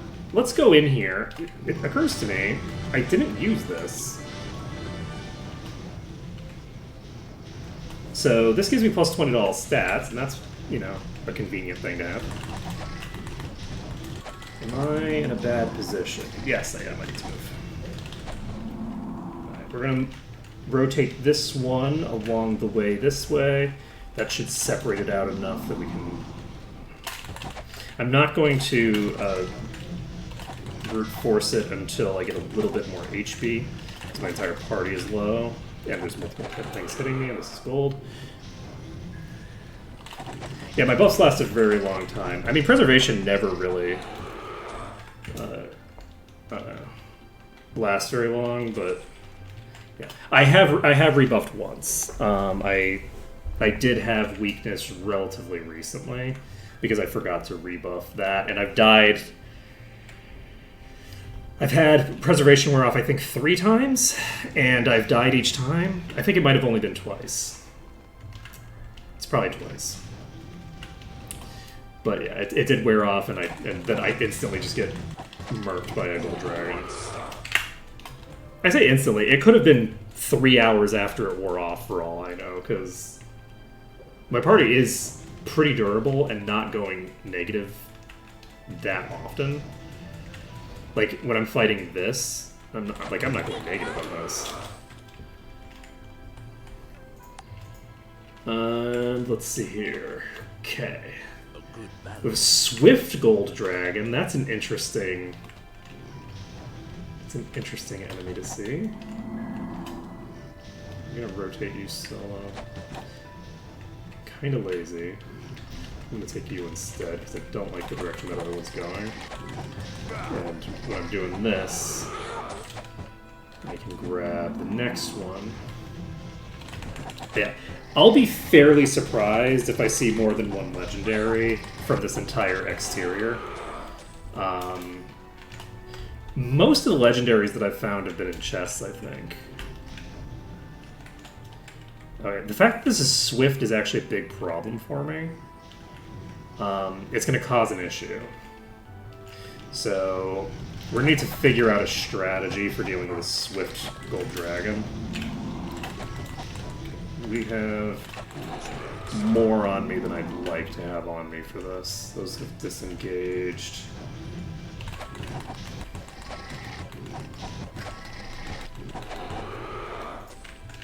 Okay. Plop over here. But yeah, the other thing is that we might find a mirror at some point. I wonder how common it is to find mirrors in, like, the last place.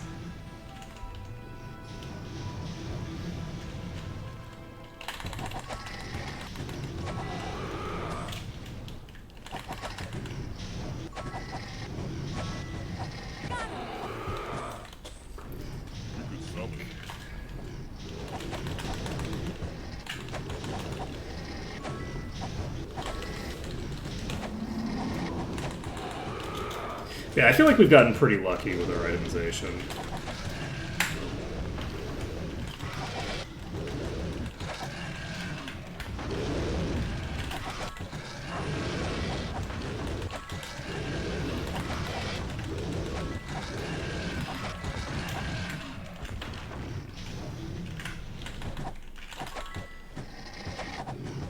Pretty good luck for the most part.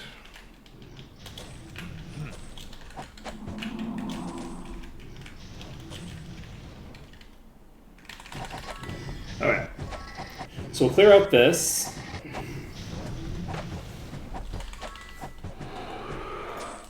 And are we gonna fight that boss? Legit? I don't think we are now. I think that's kind of a crazy idea that will never pan out. No problem. This is hitting for about double most of my character's max HP, which is a slight problem. A little bit of a problem.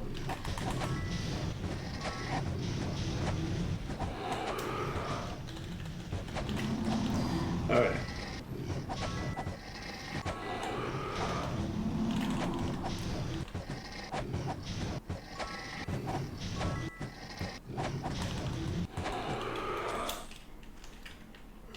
Okay.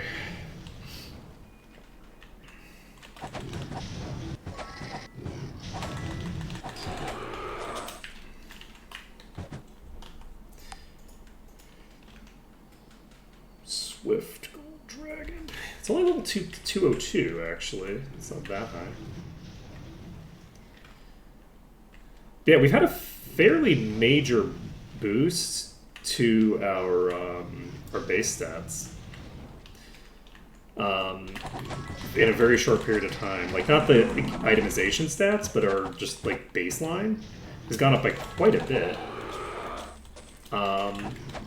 Because we've hit a plus 10 from one of these fountains. And a plus... Oh, wait, no, we haven't actually done it all for everybody, but certainly Cortal has had it. So Cortal got the plus... Was it plus 40? Or was it plus 60? I don't remember if it was 30 or... Whatever value it was. I haven't used all three of these, have I? Plus 50 temporary hit points. So I didn't do this one. And it's not that interesting. Yeah, we got the plus 10 to all stats, and then we got the plus 20. So we got like plus 30 to all stats just from walking in. It's a sizable upgrade. We're going to clear you out. Then, can we get some of you assholes to move? Poison is not your friend.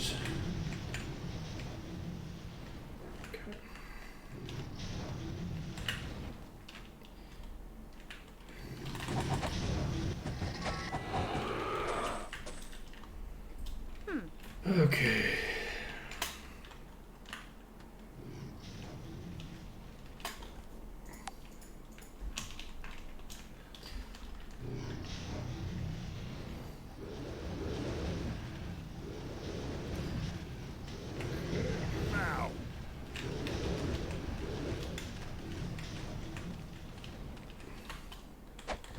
Which one is this? This is the Swift. Okay.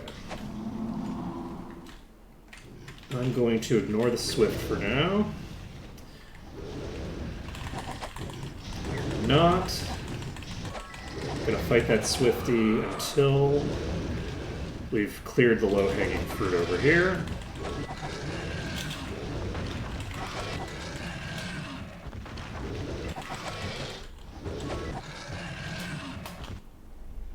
Okay. Let's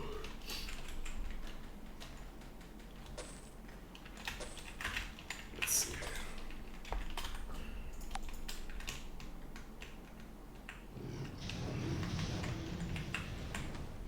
I think we can probably start grabbing a few of these fairly easily.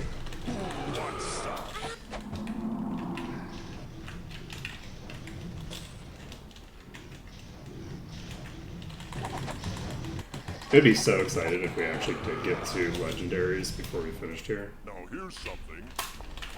I should actually check that again because it might be so much higher level than the thing that Cortal's wearing that it's just a good upgrade to just put on. No, not really. It's only level 95, which is kind of surprising actually because these are like level 170, 160, like a little strange.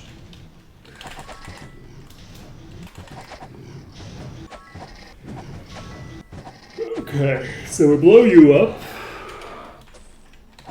Farewell. Just imagine how crazy the gear is going to be that drops once we get to the next continent. Like, the level of these dragons is, I believe, at this point, lower than the level of the dragonflies. Like, level 170. The bolster level in MM7 is 184. So this blue dragon is lower level than a dragonfly is going to be once we get to the next area. I am curious to see how that goes for us.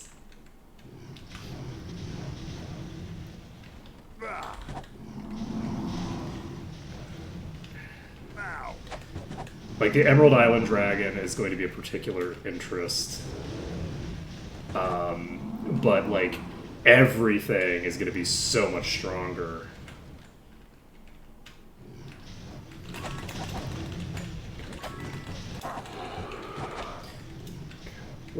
I'm just gonna move this thing all the way to the east side. I don't know if I can effectively kite this thing. So we're gonna find out. Saving under danger again. Let's go. The issue is that we really can't let it move Let's take it. at all.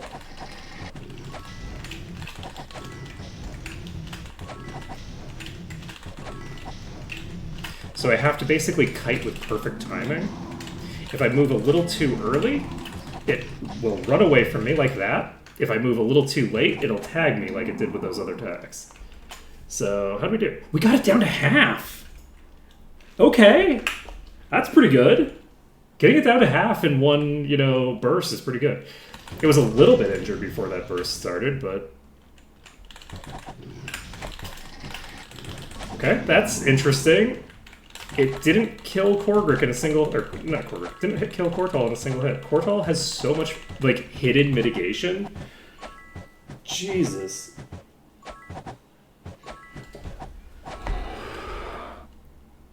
That's not a Dragon's Eye. Okay. Worthy. There's an Ancient Sovereign Belt of Life.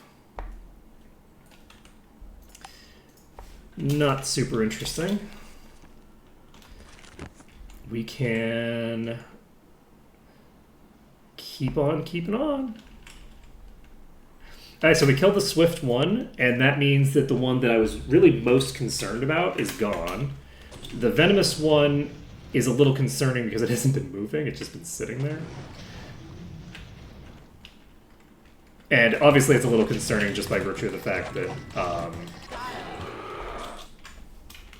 This is good. if it gets a hit on me, Hooray. it requires that I cure off the effect that it's going to apply, which requires more setup. But overall, because the kite is so much easier to do, it doesn't really matter. It would matter if, I had to do the same kind of kite, the same style, where I can't let it move, or I basically, lose it. Oh, shit. Well, that's a concern. Let's cure that. And let's get you back to shore.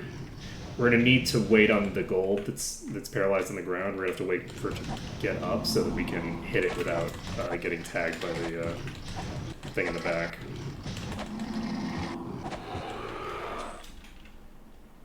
Though, I mean, we could just die, but I guess. Let's see.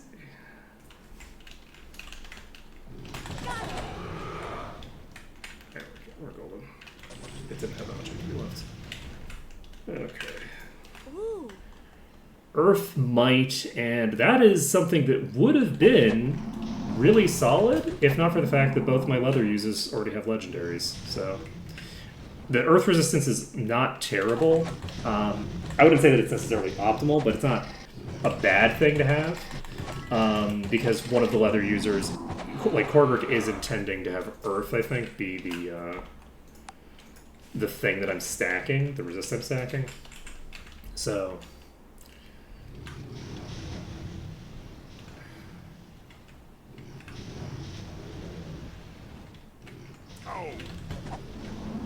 okay. Oh, good, it's moving now. Do I want to deal with it first, or do I want to deal with this first? I think I'll deal with these. Let's rotate these back to the mainland. Then we'll deal with the gold first because the blue has further to go before it goes into a place I don't want it to be. Though it did inevitably wander into a place I don't want it to be. It's fine. And then once we've cleared this one out, we should be able to just grab the Venomous and move it to a safe location to fight it. Which will be great. Save it up.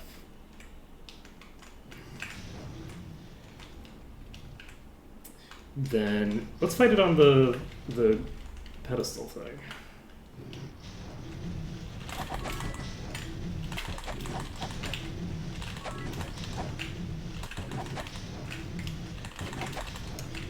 If you rotate around the direction that it's going, you'll keep it coming with you.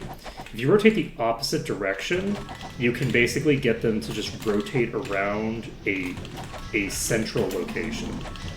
Like, there's a meaningful difference between whether you turn left or whether you turn right. It just depends on whether they're going around you clockwise or counterclockwise.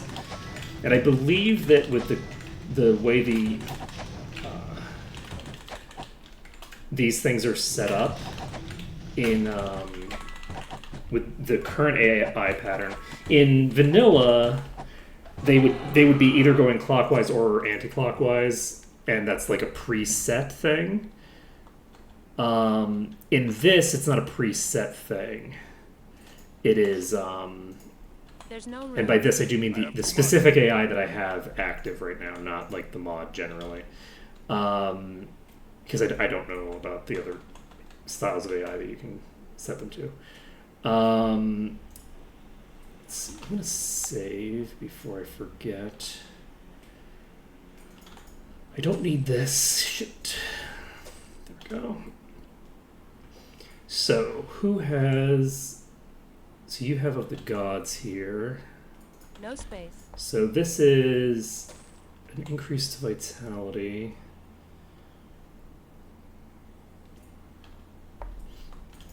No room.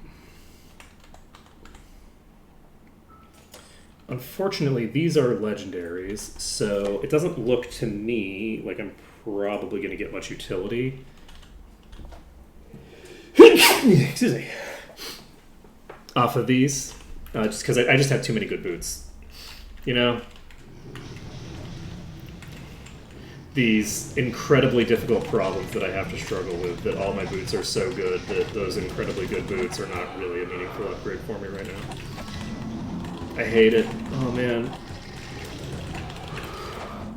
Why do I have the most difficult challenges that anyone has ever faced? It's truly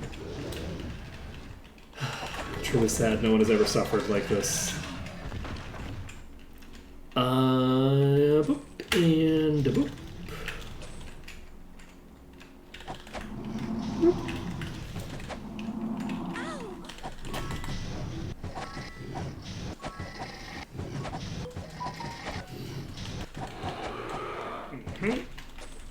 Done. Is this the message I was expecting for so long ago? Yep. there's the message I was expecting to get. There we go. I called it like an hour and a half early. I do not need to respond to that probably. I may get a phone call. And if I get a phone call, I will answer it and then take 5 minutes of communication time, and then we'll continue. Because we got 2 hours left. We got 2 hours left, and we have not 2 hours worth of dragons left. We're going to be able to clear the dragons and start on that pyramid so soon. Voop, voop, voop. Ooh. Got more crafting materials. Alright, that one's cleared. I think we've killed all the bosses now. So I think it should be fairly clean from here.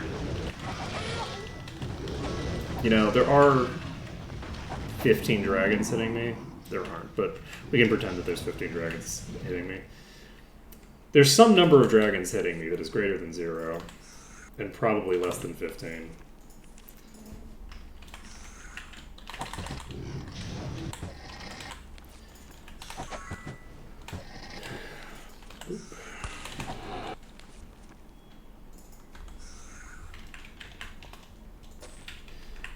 Perfect. 194 is our eligible level. And we've now gotten our first weakness proc. So I thought that we'd have another day maybe before we got our first weakness proc, but we did not. So, okay, we should be fine to just clear through you.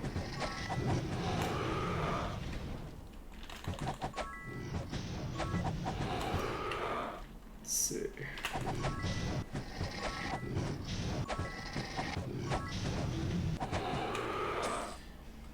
We got a gem, we got a ring, we got a nothing.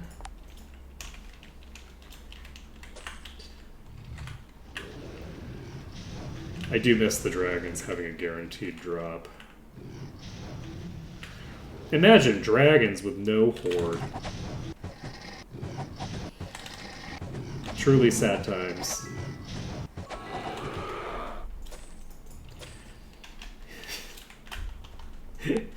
Inflation's making life difficult for all of us.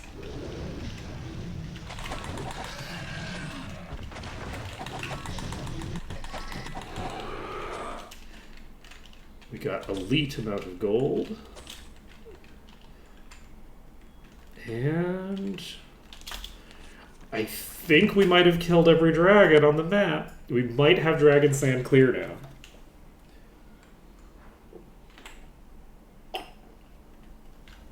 I'm gonna cast Torchlight.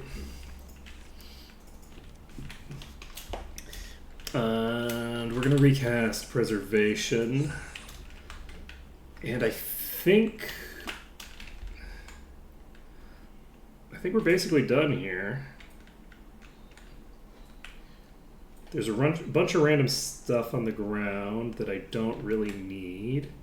I don't know how much stuff there is on the ground that I do need. My guess is probably none, but I could have fucked something up. I could have missed an item that was important. So we are going to do one quick check because it would be a dang shame to just like leave a legendary sitting on the ground because I didn't notice that it dropped, which is a thing that's happened, probably. Nah, probably. I've only played this once. If I play this game enough on this mod, I will eventually just like leave a legendary on the ground. Actually, no, that has happened. That literally happened. I literally did drop a legendary on the ground and leave it there. Oh, was it legendary though? Was it my good axe or was it my mediocre axe? It might not have been my good axe. But when I was going into the Devil's Stronghold, I lost my axe and had to reload because I made it boop out of existence.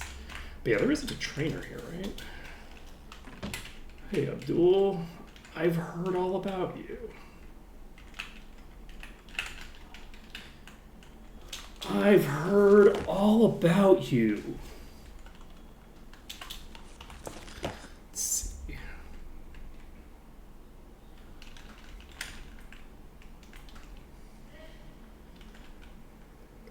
Okay. Dokey then. Let's see. We got something over here. It's some sort of belt. Int, earth resistance, meh.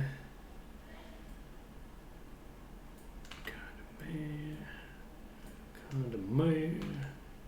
Alright. So we're simultaneously like checking all of the gear that's on the ground while also checking to make sure that we've cleared everything out. We got some more leather there that we don't really need. Alright, and we're doing another late game dungeon, so there's a pretty decent chance that we'll get some artifacts in this too. I'm curious about like the way that artifacts work and their limits. I have found multiple copies of several artifacts, so I'm not sure how that limitation is working. But let's save this under test, and we will pop into the Tomb of Varn. Don't know how crazy it's going to be in here. Let's take a look at our resistances and things.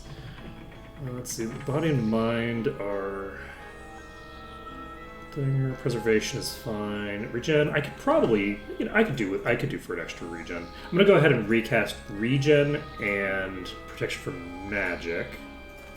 That seems like a reasonable thing to do.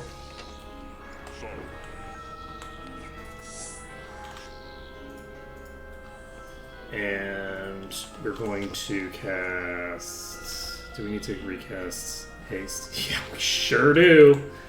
We sure do. Oh, I didn't check my gear that dropped.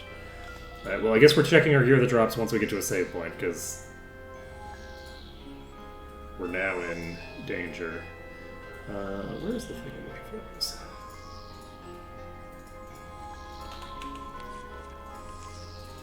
We don't need to cast the other two again, do we? Day of the Gods will last for several days. I think we're fine on that front. Alright. Okay, we got a few of these. I don't think these are going to be that dangerous, so I'm going to just dive and see what happens.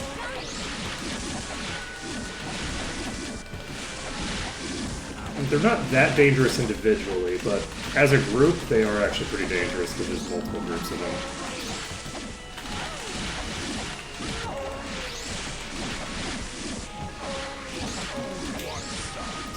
They're more dangerous than you think. I think it's in part just because the Ifrits have an AoE. I think they have Fireball. Because the Ifrits are the Djinns. I think the Ifrits because they're the Fireball. They're the Fire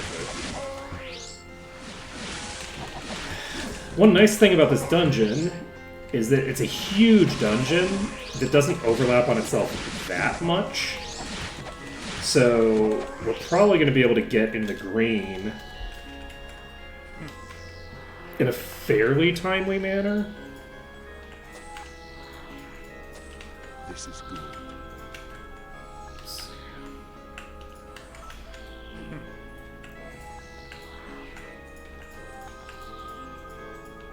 Longsword, Templar Sword of Might.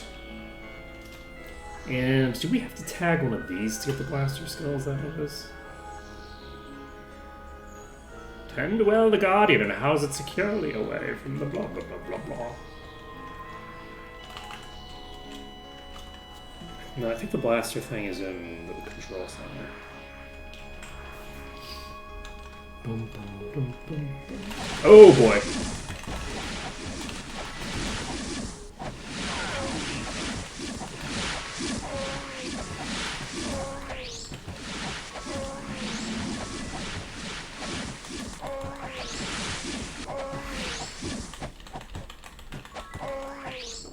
There we go. This is what we were looking for. Let's get these reds.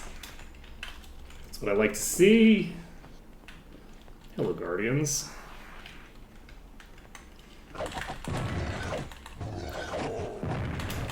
This is what the lowest tier. Okay, they do have energy attacks. Plop over here. With painstaking care.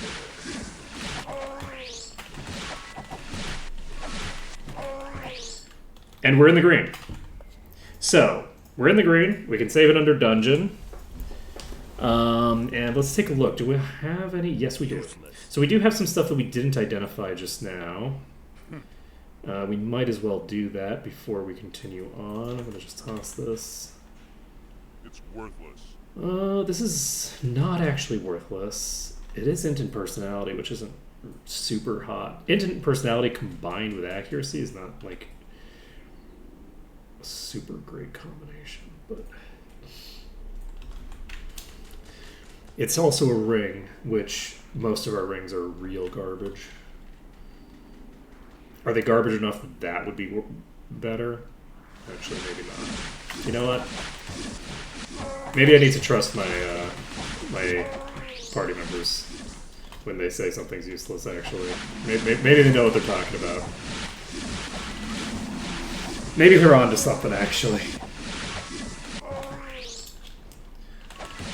So, clear the Jinn. Okay, we got that. And this might be too many to just fight straight up. Because I think they do hit fairly hard. So I'm going to at least get to a place where there's the theoretical possibility that we can split the pack up. Then we can get behind this corner. And we're going to do some corner plays. At least a little bit.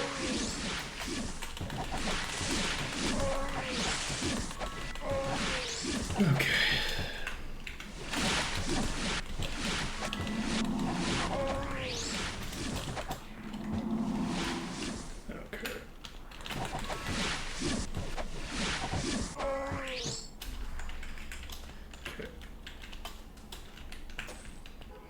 That's no good. Oh man, it's gonna be so weird, like going from being at the apex of my power like this to going into the next area and then just getting crushed by everything. Because I need to back out. This is a very dangerous pull that we pulled badly. So I'm gonna want to go to here. And I wasn't really intending for these to just sit in a corner where I could just fight them for free, but it does appear to be the world that we have, so just keep hitting these for now.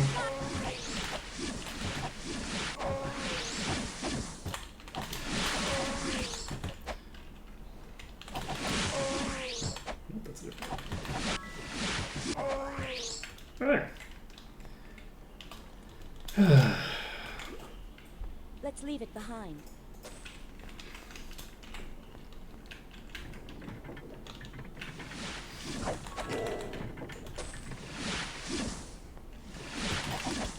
Okay, we're in the green here.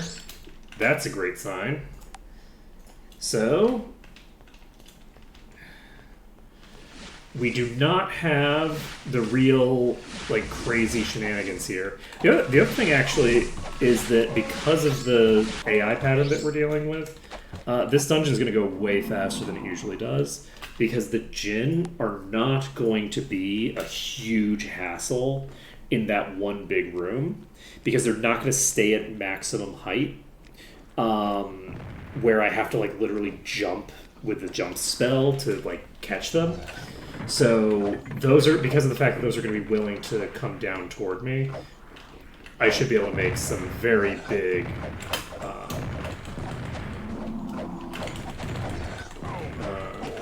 plays with those. I think I might be safe from the ones that are directly in front of me. No. Not. This is a concern, but I think we might be okay.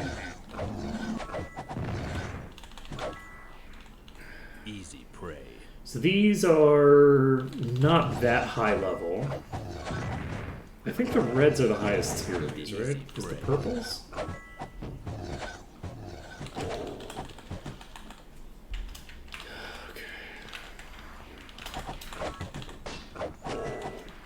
Okay, Defender of Varn is toast.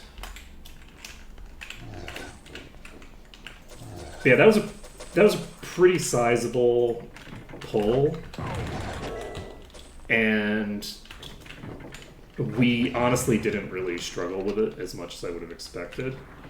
So we're probably going to end up being fine here.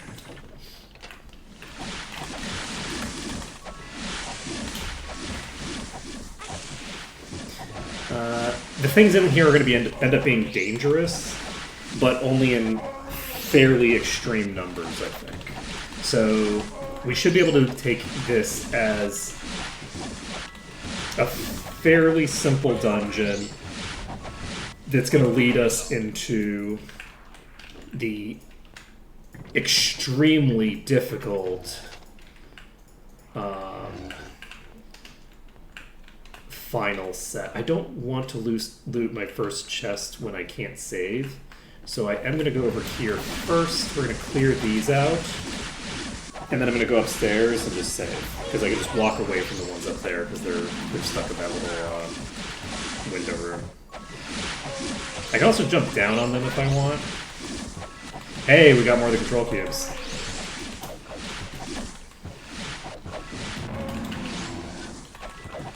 Someone actually come in here. No. They just think they can see me through a wall.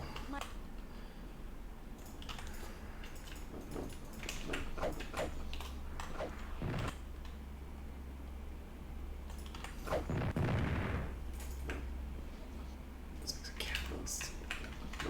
So that's pretty well use this. Alright, so we're gonna pop over here.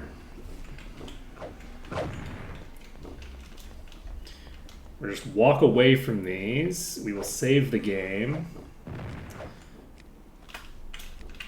We will get hit in the butt first. It looks like there are some upstairs that are probably aggroed. But let's go open this chest. Oh wait, I just realized that I have like plus 24 to my disarm. I forgot. I never have to worry about disarm again as long as I've got 3 fingers. Speaking of which, as I say this, I am realizing that I did not harden that item. Great, now we can use it. And we probably should do that. Great, now perfect mix. Great, now we can use it. It won't fit. Who has it? No here? room. Oh. That's no good. Okay, we have endurance and water resistance on these.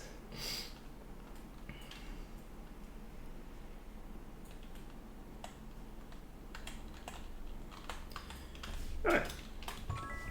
Ho ho ho. This is nice. Artifact Club. I don't even recognize that. There's I no think room. I'm pretty sure that this is a Mind Magic 8 No won't fit. item. I'm actually very unfamiliar with a lot of the Mind Magic 8 stuff. So we need to have a crystal skull in everybody's My pack is inventory. full. We need to read all these codes. I think it might have a chance to like break things if you don't get the codes before you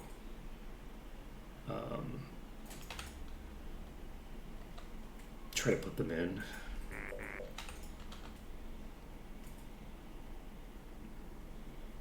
Let's see.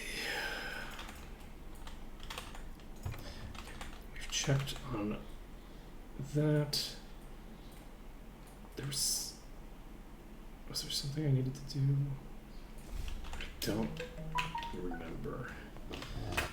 Give me 1 second.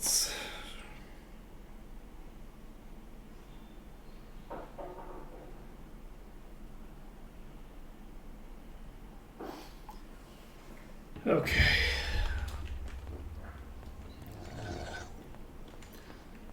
Let's see.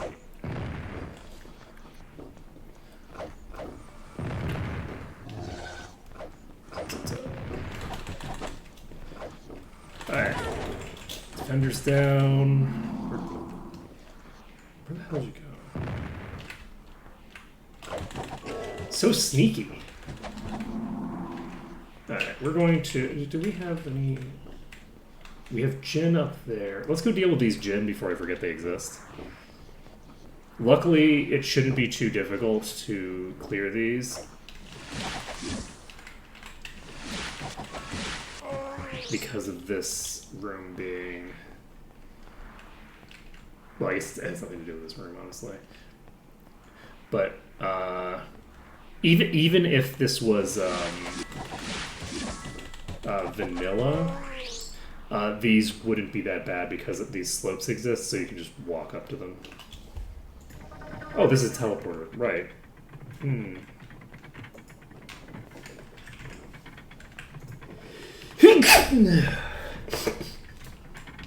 I forgot about the teleporter.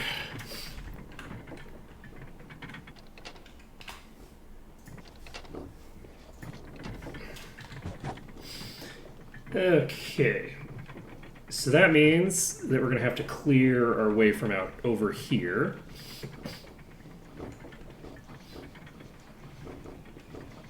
Mistakes were made. Baby. I'm going to go ahead and cast Preservation. I know that I don't need to right this second, but there's very little reason to not just cast it every time I think about it. It takes very little time to recast it, and I potentially save myself, like, minutes of time.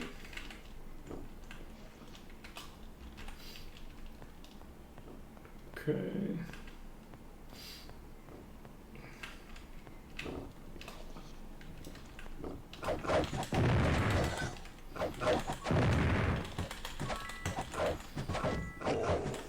I don't know how bad they're gonna get, so looks like there's no reds in this, so I can probably handle this.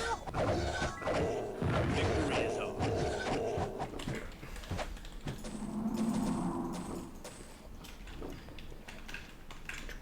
That's no good. Do we continue north?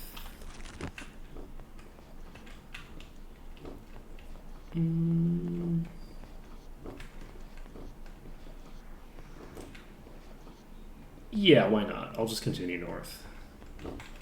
Anybody over here that I need to worry about? Is that's not a chest, is it?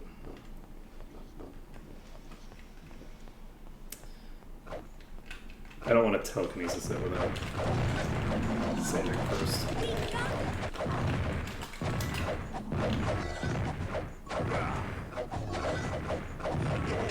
Guardians down.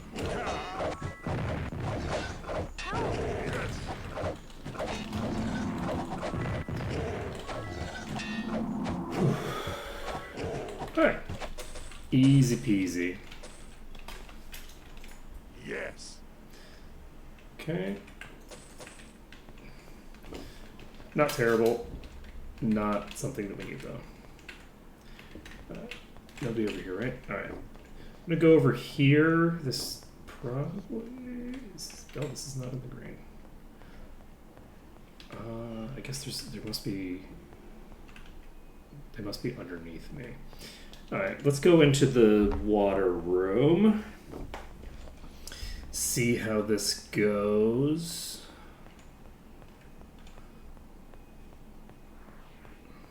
Oh, we got in the green for a second. Perfect. And I can't go into that little room. We're gonna go. I'm gonna see if I can actually clear this gin room right now, without it being too much of a pain in the ass. Like, if I can grab like a quarter of these at a time, which I'm not even gonna get that many, and they all just walk down to me and then start rotating in ways that I can deal with, that's great. I should not have done them after these, because this one is a dangerous one to come after.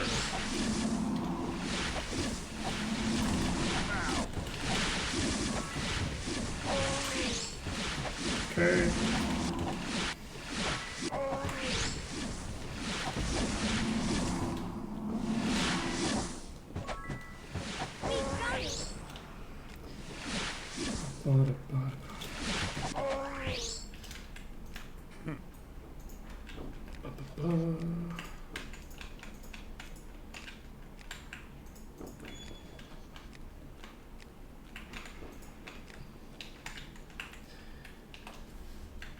Okay. Just waiting for this to come down to us.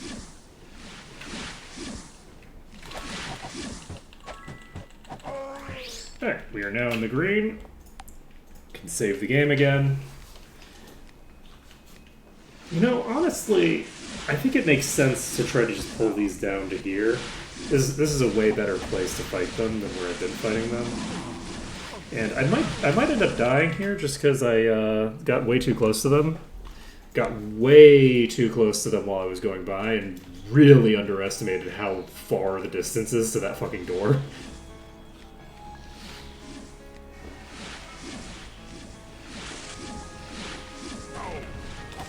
It's like, that door, not close, actually.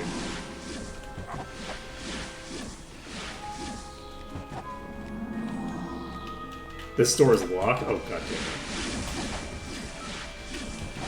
So I came here early.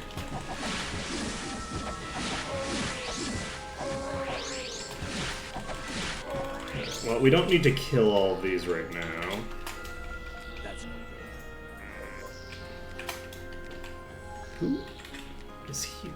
Oh, that's someone in a different level. Alright. We're actually gonna just walk away. I'm not gonna try to fight all of these because what's the point? I'm just gonna let them live their best life, and then I'll come at it from behind. So I needed to jump into that. Is jumping in that window really the only way in? Oh wait, I found a key, didn't I? Did I find a key to this door? Let's leave it behind. We don't need this. It's worthless. I was like, I was so surprised. It would have to be to this door, right? Like, they're not going to force me to jump in that window, I don't think. I don't think that's required. So...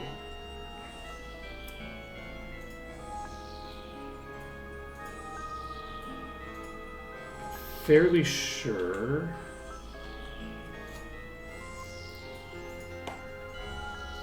that I found a key just now.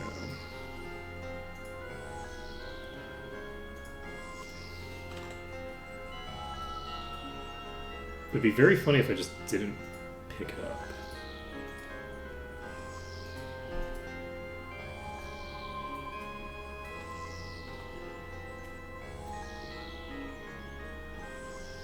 Okay, it's not one of these, is it? I guess it could be one of these. Because I don't know if I tried to do this with you. It's not the storage keys. It could be the backdoor key. Oh, we didn't identify anything in this inventory. That's no good.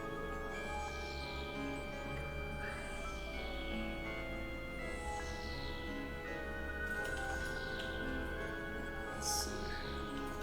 Don't need a hammer. Endurance, hit points, and water. That's no good. Int might personality. Not a huge fan.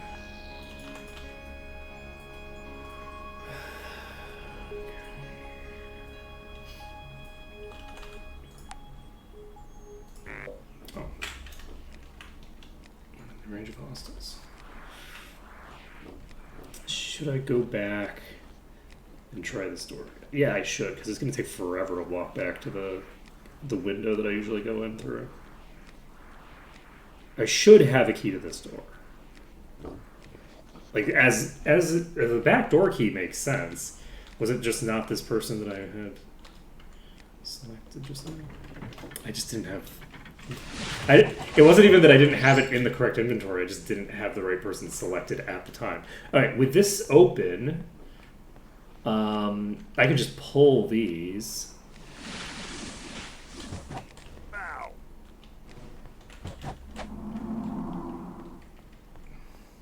And because I can just chill in here, like...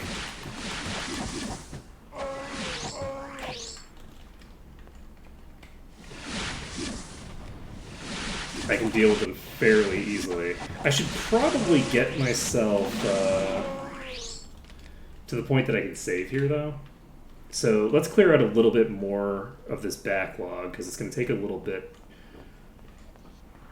to do this.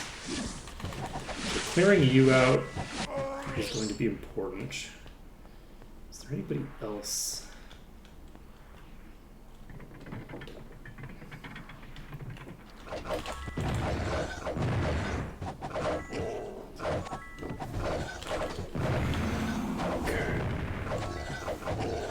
Done. Done.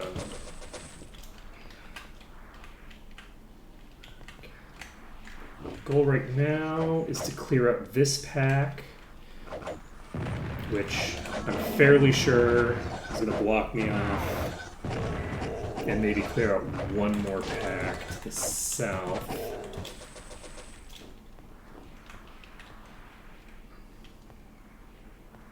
Anybody right here? Doesn't look like it, actually. Oh, but there is somebody right here. There is, in fact, more than one. So, oh, Jesus! Well, this is a great time to not be able to save.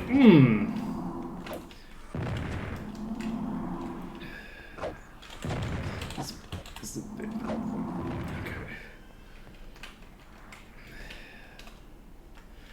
Okay, we should be fine here.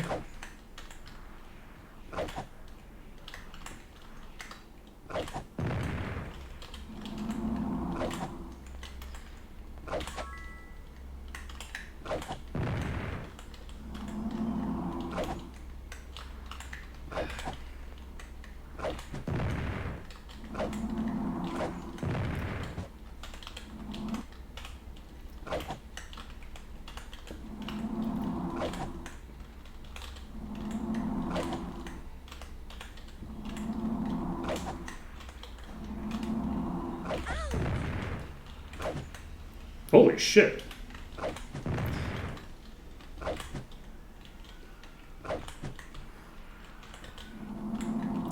The reason that core we're setting that hard is because we do now have the percent of max on. So with the percent of max HP thing equipped, we're hitting pretty dang hard with honestly both of these people.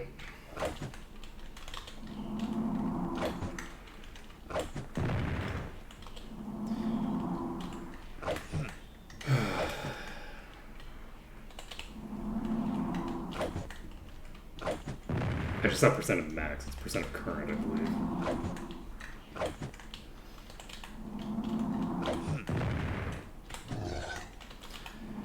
Oh boy. Well, we'll get it down eventually, right? 2 days, we have 8 hours of preservation.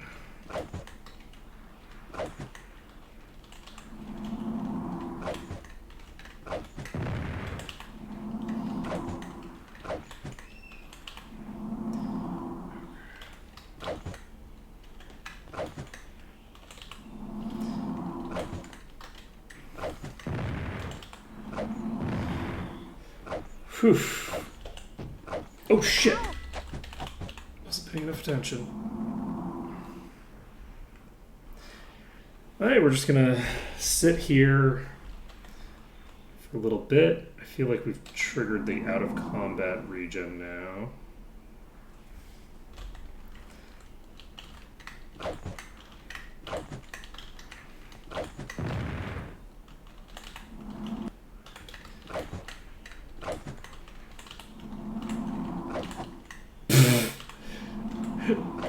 That crit. Severity's like, don't count me out yet. You might hit hard because of your percent damage thing, but I'm still the most powerful trainer in the world.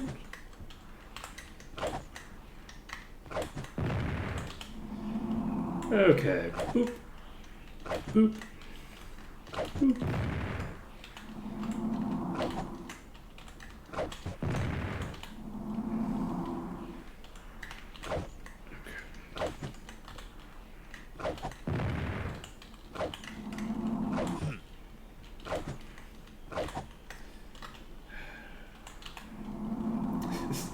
This is gonna be here so fucking long.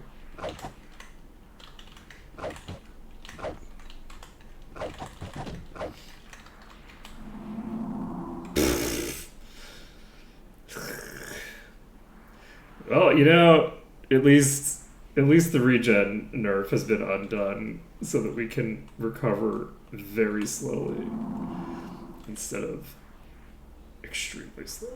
Okay. Victory is ours. There we go. There we go. God, what timing on getting that Thorns enemy. Alright, we've saved the game. Let's go back here. We're gonna clear out this section here so that we can just have it done and not have to worry about it later. We're still gonna have to come back through here in order to go into the other room.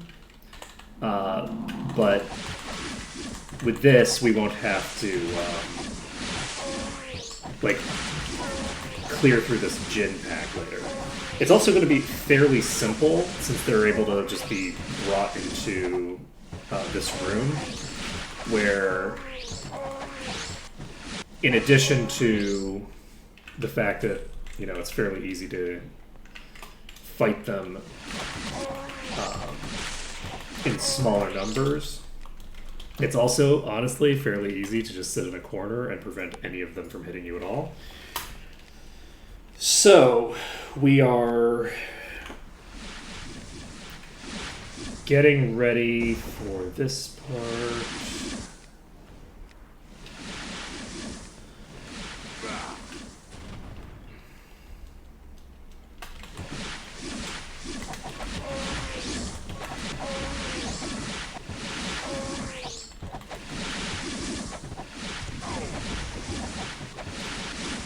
Alright.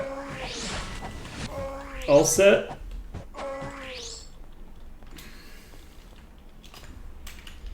That's no good. Easy peasy.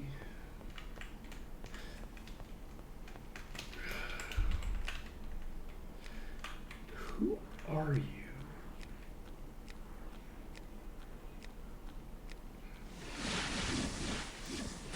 Why are you preventing me from saving? I don't know where that enemy is, actually. I don't think they're above me.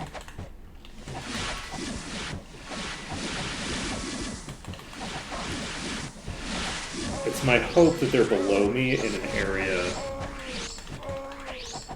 that I can reach later. And not somehow trapped in the ground. Useless. Because that would be very unfortunate. But because of their positioning right now, if I want to save, which I do, I know there's a boss in this pack, and I have gotten hit very hard by that boss. So I need to get away from that enemy there. So I think there's packs of gin in each of these side things.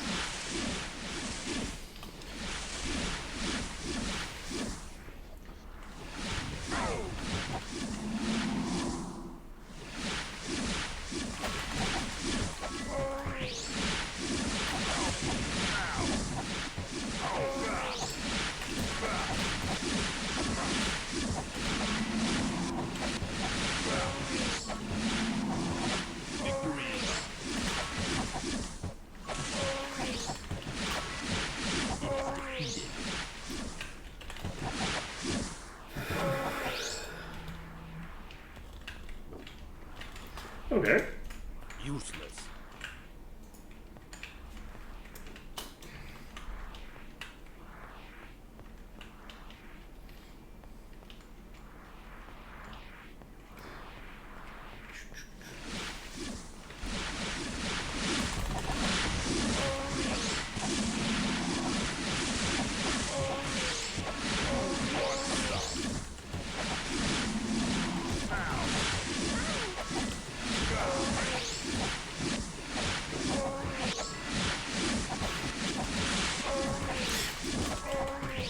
Sorry, I descended into my head for a while. It's a fun place in there. Let's see here. I was thinking about something completely. I was thinking about an old college humor sketch.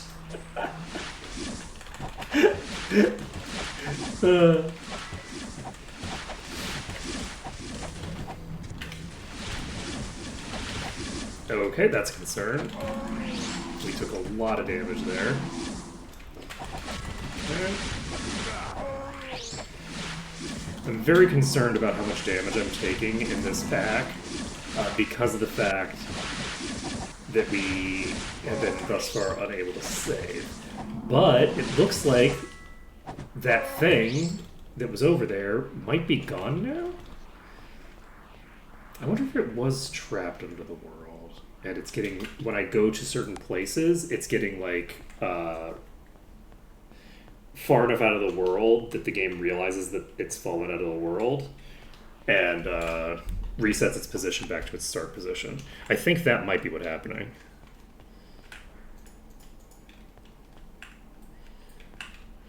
They had a lot of bangers. Like, they don't make the standard, like, skit humor anymore, right? Like, the bulk of the people are still working together, right? The bulk of like later College Humor, the bulk of them are still making content together. It's just a lot more like bizarre improv stuff, as opposed to like they're doing like improv TV shows type stuff. But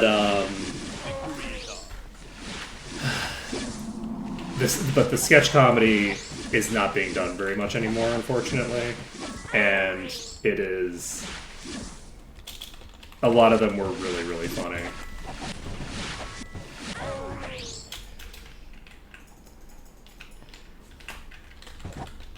I was specific. The thing I was thinking of specifically is actually the there's a sketch about like the guy who insists on like I don't remember what they call it. I don't remember exactly what they said, like overpronouncing or whatever, like foreign words in restaurants, and it's basically just like people getting annoyed at Mike Trapp as he correctly pronounces words. And it was very funny. It was a very funny sketch because of the fact that it's like, I'm not sure whose side we're supposed to be on, but I think I'm on Trapp's side with it. Oh my god, why are you a Thorns to Free? How fucking dare you? How dare you? Why are you like this? Okay.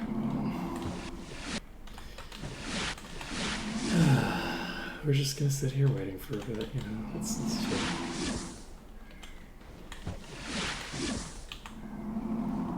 Now, to be clear, I don't know that all of the things that he was pronouncing correctly, but I do know that the things that I knew from foreign languages that I know how to pronounce, I know that he was pronouncing those correctly. The pronunciation sounded correct for the things that I know about. And I think that was kind of the joke, was that he's just kind of pronouncing things correctly. Oh yeah, Game Changer is great.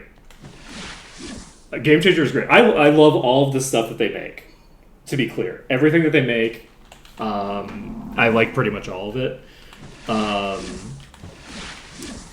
It's just unfortunate that we don't also, in addition, get the sketch comedy still. You know, it's too bad that they don't make an infinite amount of content. You know what I mean? Like, have they considered simply making every content that hypothetically could be made?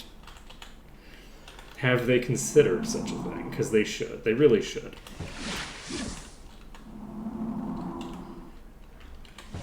Yeah, I like all those. I love how Make Some Noise. I like how multiple shows that they have are just individual Game Changer episodes that they have just decided to make into a show.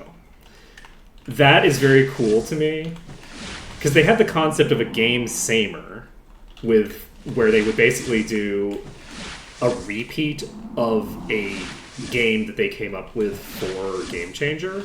So Game Changer is like a game show that they have, and where all the people in it are like improv comedians.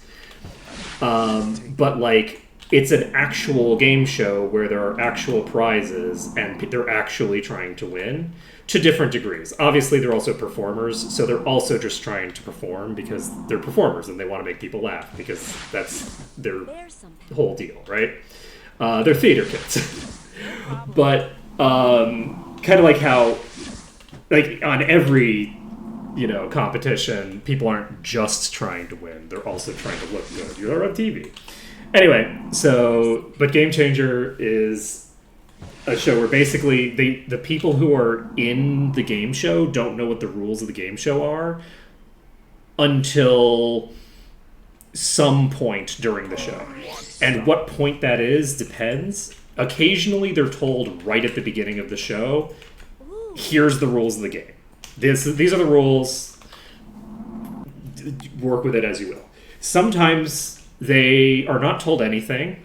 They're told none of the rules, and they're just given prompts, and expected to get the correct answer or to do whatever, right? And they have all sorts of different win conditions and stuff like that. Also, hello, Celestial. And then the other ones, occasionally they'll be told what the rules are, and they're being lied to, and those aren't the rules of the game.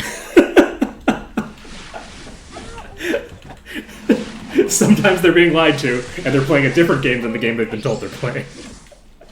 It is quite excellent and very cool. I love it. But one of the things is that because they do like a different rule set every show, sometimes they come across a rule set that they really enjoy, and they just decide, well, why not make an entire TV show out of that? So they just make a show out of what was initially just a Game Changer episode. So Make Some Noise is an example of that. That was an episode in the first season. And Dirty Laundry is another show that they have that is that they basically try to get. They basically put down like secrets about themselves and try to guess whose secret it is. It's almost it's kind of adjacent to like Truth or Dare kind of vibes, but that was also a Game Changer episode back when COVID restrictions meant that they were doing all of their stuff up over Zoom or whatever. So anyway, it's good times. It's very good times. And you know what else is good times? We've cleared all these fuckers. I thought that one of these was a boss, but apparently not. So we've cleared this pack completely. I don't have to worry about this pack that is usually such a pain in the ass for the entire, it's like one of the most like annoying things to deal with in 6. We don't have to deal with it anymore. It's over. We finished it. Now we just have a bunch of moderate to high difficulty chambers full of powerful enemies that we can just steal the life out of. It'll be fine. So, do I want to go this way first? I think I do. I'm going to just start aggroing some more of these. I should have gotten a little bit closer to the side, honestly. Because we are letting these leak too quickly to us, but it's okay. We'll burn down the ones that are in the room to prevent them from getting added to the list, and then we clear the ones out of the room. Did that make any sense strategically? Marginally. Did it make sense as I described? No. But am I going to describe why it makes sense? Absolutely not. Okay. Let's see here. I thought they were in all of these, but it's possible I've already cleared some of the ones that I didn't realize that I'd cleared, and it's also possible that they're actually not in each of these. Only in some of them. I just wanted to check. Hello! Friendly friends. Hot damn. Okay. This is a concern. The ones that are hitting us from outside are the ones with AoEs, and I'm not a huge fan of that. I'm even less a fan of the fact that we seem to be running out of enemies that are directly in front of us. And you can see get hit. Okay, we can get one of the Jinn, or the Ifrits rather.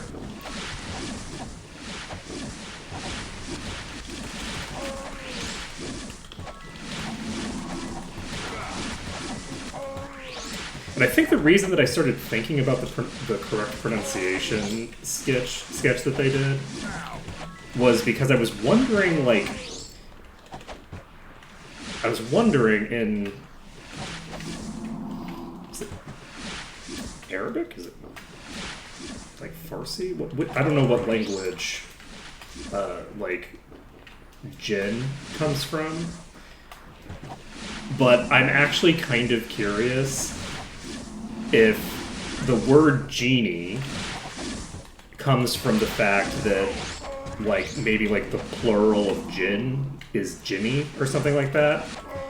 And also, I do not know how to pronounce the word jinn, just so we're clear. I'm just guessing how it's pronounced. Or if it's the word it has like an I on it already. It's already pronounced with like kind of an I involved. For the non-plural. Or shit. I didn't save just now, did I? Oof. Or if it's literally like Hebrew, okay. Does it have an I at the end?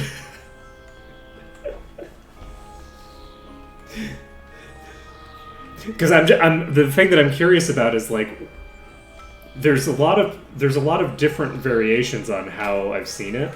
It's also possible that it's just pronounced differently in different languages, and so like the English variants are as diverse as they are because it's like people like basically going from one language to another and taking bits and pieces of the word from each. But I don't know. I could see it being plural. That's what I don't know.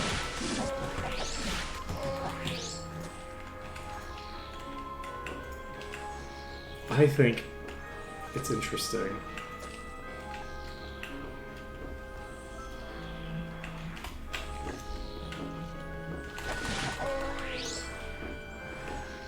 I think that one of the things that like Useless.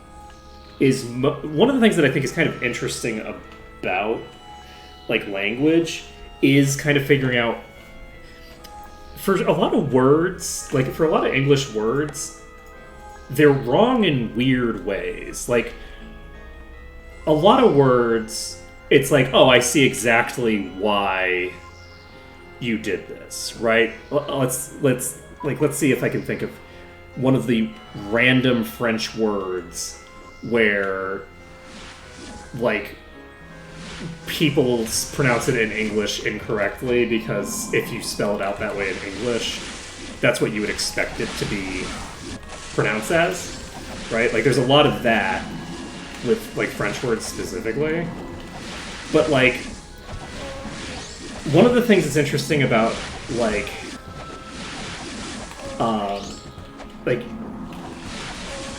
Japanese words in particular, right? But I think there's a lot of this with like Chinese words as well. Is that though Chinese is different because Chinese is not easy to pronounce for an English speaker, whereas Japanese is extremely easy to pronounce. Japanese has all the same sounds that you have in English. Sorry, Japanese has less sounds than you have in English, and there's 100% overlap with the English language. So every sound that is in Japanese is a sound that you'll use in English. Now, you could say, oh, well, there's the LR sound, which is somewhere in between L and R, right? But depending on where you are regionally, it's more of an L or more of an R. If you mispronounce it, you basically are just taking on a different regional dialect. It's actually fine. So, there isn't like a correct pronunciation of the LR sound, right? Like if you're in Tokyo, you'll get a different variant on that than if you're in like Osaka or something. But anyway, but like you have certain words like karaoke, which is it's kind of weird to pronounce like as it's, as it is, but like karaoke is not how that's spelled. It's not spelled karaoke in English, right? Like karaoke would be like Kary, right? Like that's not the word that you've written out, and yet you're pronouncing it in this incredibly bizarre way that, like, there's a billion ways that you could pronounce it. Karaoke. I don't know. You could go many ways, and it is like, okay, yeah, I understand how you got there. But, like, how they get from like karaoke to a spelling that is like basically just a direct transliteration of the hiragana. So that makes sense. But then like K-A-R-A being pronounced carry is an insane pronunciation in English. Like, it's a fully insane thing to pronounce. Like, why would you pronounce K-A-R-A as carry? There's no other examples of something where you go K-A-R-A and it's carry. So there's this interesting dynamic there, right? Where it's just like, This is good. why though? And I think that there's a lot of that with like Eastern languages specifically. And I'm actually kind of curious if a lot of that isn't actually just like literally racism, where it's like, because like karaoke kind of sounds not like any Asian language, right? It sounds like what a racist American doing an impression of an Asian language sounds like. You know what I mean? Like, that's what it sounds like. It sounds like someone like actively and maliciously mishearing what someone is saying, more so than like someone making an actual attempt. And I'm actually curious, like, how many words are like that, right? Where like, because with the Ginny thing, right? I was like, or I said Ginny, the genie thing, right? I'm just like wondering, like, is the reason that there's an eye there because there's a reason for there to be an eye there, or is it because someone's like weird, like racist way of pronouncing words from this region at some point like added an I just to make it sound ethnic? I don't know. It's just this weird dynamic of like knowing that there's all these weird things that like there's like the pronunciation errors that like feel like they're coming from a place that I can comprehend, and then the errors that feel like it's like, was this just like some random like sailor being racist and then it spread everywhere from that one random racist sailor? I don't know. I think that that's kind of like in terms of like the etymology of words, I think that it's kind of interesting to think about like the really bizarre stuff. Part of the reason that I think about that kind of stuff is like knowing some of the like bizarre history of like the like changes to like changes to English over time, like the absolutely insane shit that the English have done over time to fundamentally destroy their own language. Really wild stuff. Like, if you've ever seen like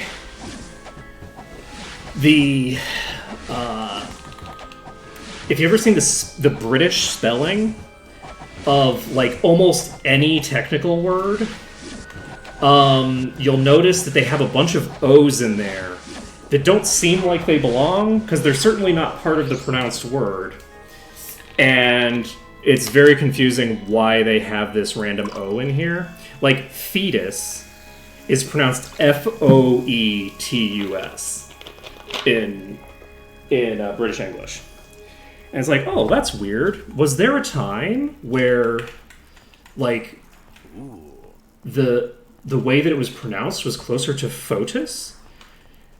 And it's just, it's changed over time?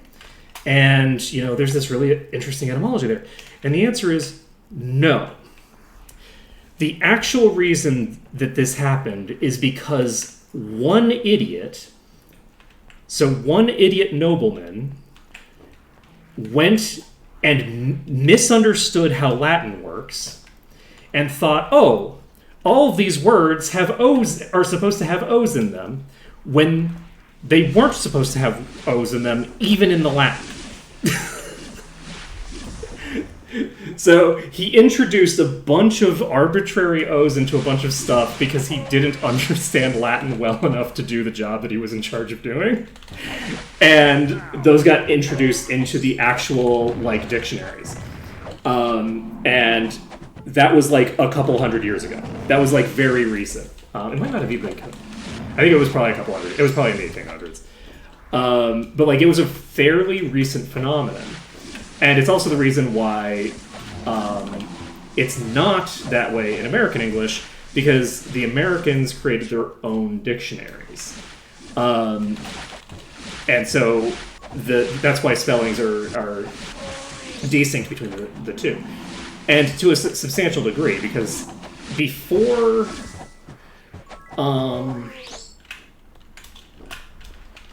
before there was the American colonies... there really just weren't, like, English dictionaries. That just wasn't a thing. So there wasn't a specific defined spelling for basically any word that was agreed upon by everybody.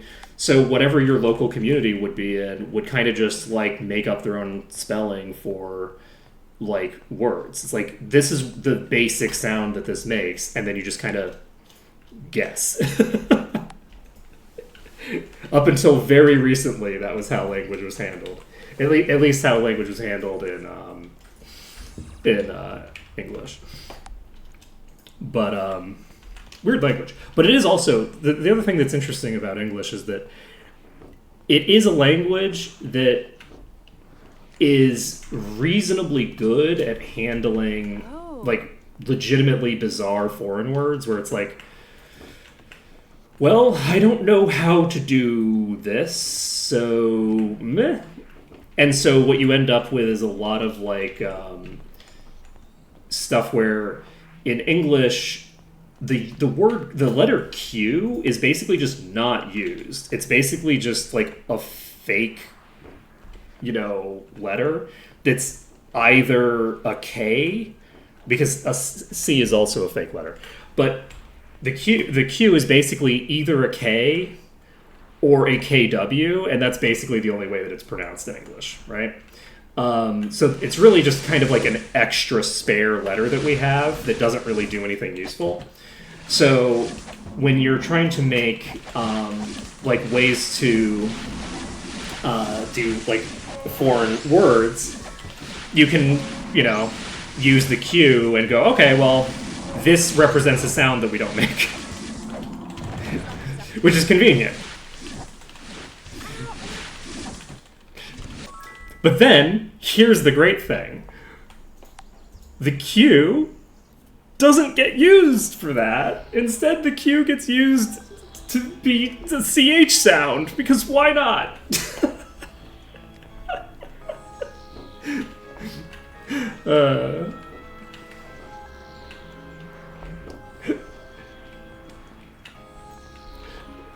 Look, Chinese is way harder to read in, I don't actually know what it's called. Whatever the Roman character, well, whatever the one that I'm thinking of. There's multiple Romanizations of Chinese. But the one that I'm thinking of that uses, like, QI for chi, when it's like, buddy, we figured out how to spell chi a billion years ago. Like, that's not a new sound. You don't need to add.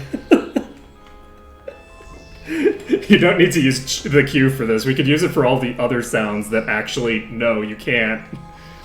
Oh man, like, I'm thinking about, because like Chinese is like a tonal language. I don't know the details of like what that really means, but the idea of just adding a Q before the actual sound that you're making to be an indicator of a specific tone, as a tonal indicator, would be actually really useful, and we don't have anything like that. As far as I can tell, there doesn't seem to be a terribly good way to understand how to actually pronounce a Chinese word other than listening to someone say it, or being able to read Chinese potentially. Let's leave it. I don't know how effectively you can communicate pronunciation in Chinese.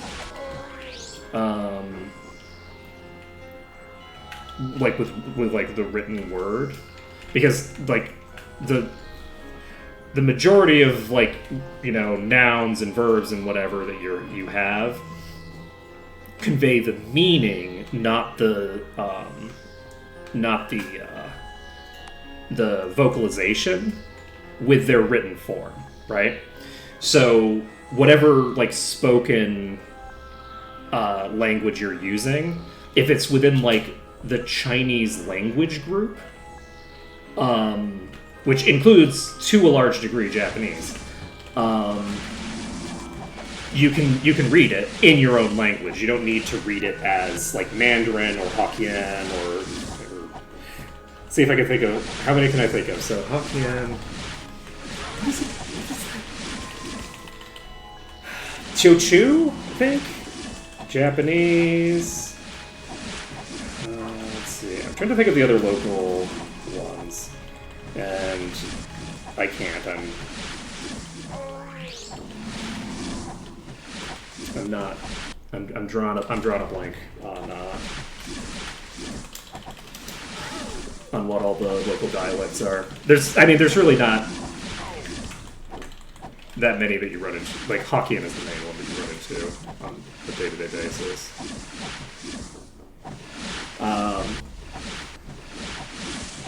You run into more Mandarin, but Mandarin is like the like state-sponsored variant of Chinese that is like accepted. So that's not like, it's not, Mandarin isn't a local language. Mandarin is like it's an adopted language. Like weirdly, like in Singapore, strangely, English is closer to being like a local language in terms of like, Ooh. in terms of basically everything than Mandarin is. But basically the government said, okay, so the place that has like It won't fit. I a can't huge stand it. fucking economy nearby It's full. has adopted as the official variant of as the official like Chinese variant Mandarin. So we're doing Mandarin, and that's just how it is. Live with it. Just deal with it. And then everyone had to learn Mandarin. All the Chinese kids learn Mandarin in school, but not. And I mean, these days probably a decent portion of them have like Mandarin speaking parents as well. But there's like an entire generation of people that can't really talk to their grandparents very effectively because they didn't learn their own language in school. They learned a different language in school. And that's actually a normal thing for diaspora. Like that's a normal diaspora problem, but like Chinese Singaporeans are technically Chinese diaspora, but also like 70% of Singaporeans or something like that are Chinese. So it's like, it's kind of this interesting thing where you have an issue that is typically not associated with being the dominant social group in a country that the dominant social group in Singapore is dealing with because of choices that, like, politically speaking, make a degree of sense, but also kind of suck.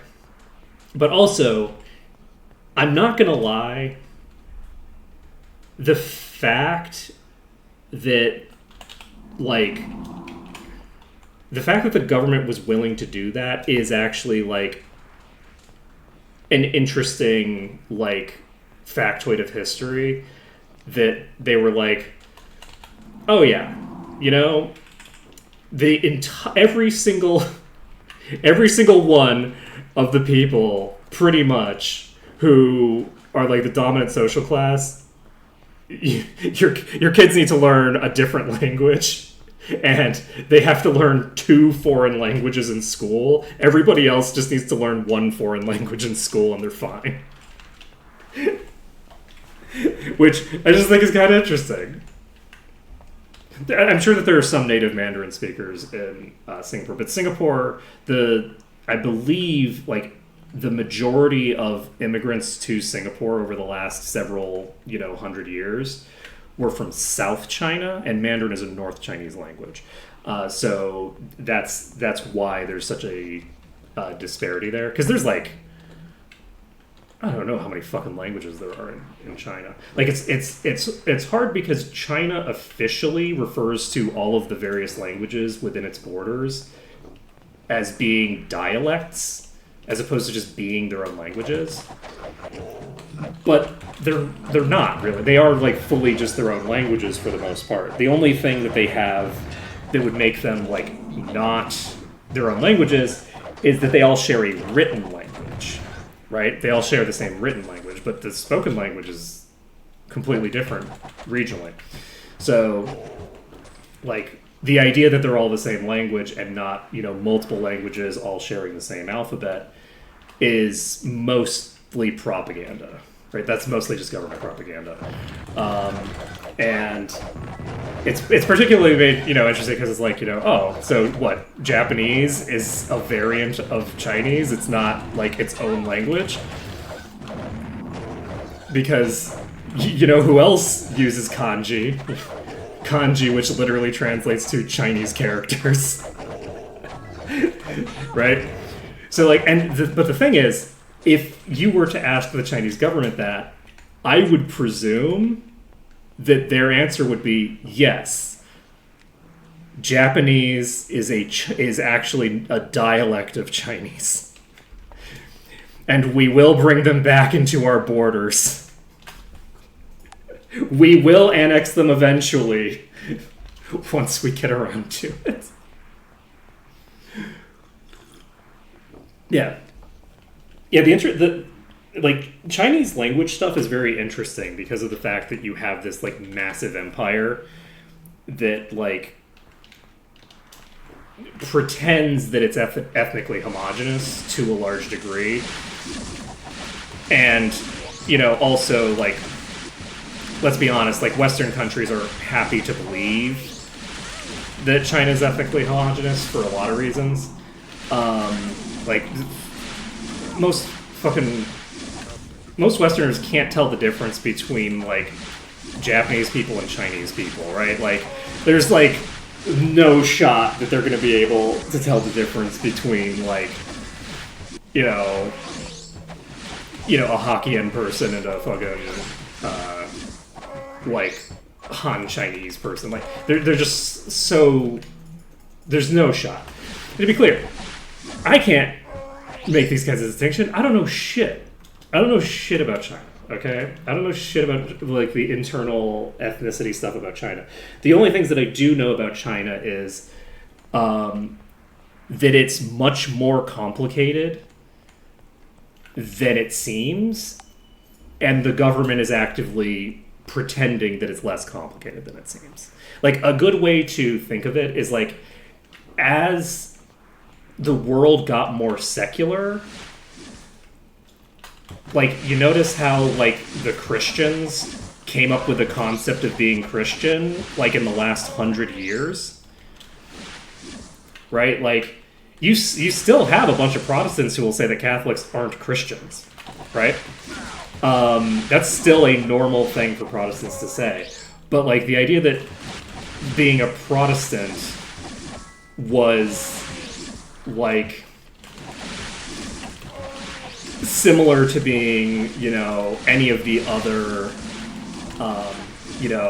subgroups, and that they're all the same fundamental religion, that came because of them losing power, right?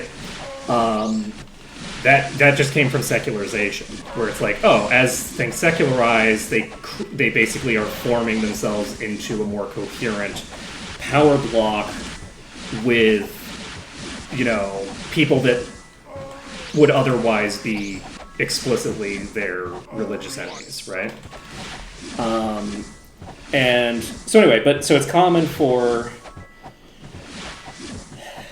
there to be sort of like the homogenization and pretending that like all these disparate groups have been the same the whole time, and it's like, no, that's not accurate.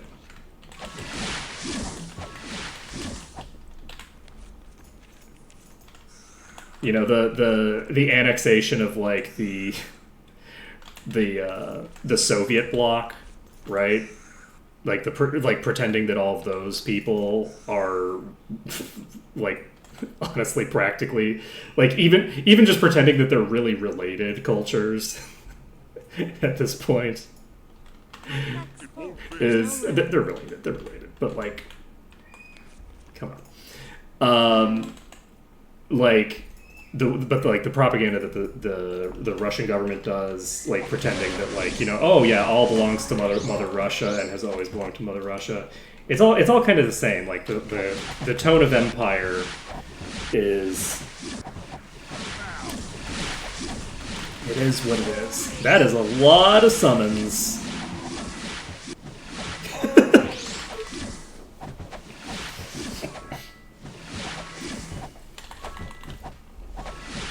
Yeah, to be clear, I am not an expert on any of these topics that I'm talking about.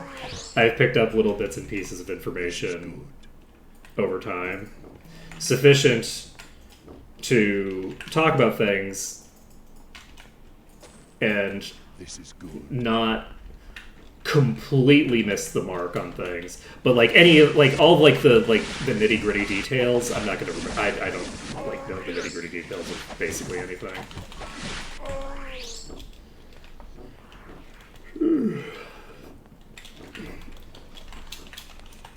Except spreadsheets related to Might and Magic games. I know. I don't actually. I need the spreadsheets. I don't know the nitty gritty details. I need the spreadsheets to make it work. Actually, so yeah, kind of important to have this with spreadsheets. But hey, we're clearing through Tomb of Orn. We got 2 levels so far. We got you coming out. Hey, buddy. And we'll find out how far we can progress. Do we want to just dive? Yeah, let's just do it. I think that it makes a degree of sense to just dive into these corners and take the shots from behind. Because if I start taking too much damage, then I can actually just like walk into a different corner. Unless I start taking way too much damage and die. Oh! Okay, never mind, you're not a boss. I thought this was a boss. I was like, oh shit! It's like, how did I pull a boss and not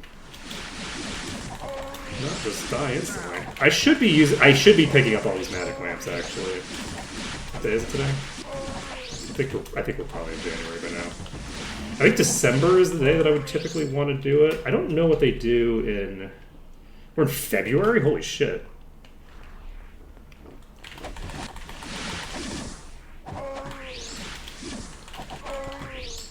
Okay. Useless. Let's see.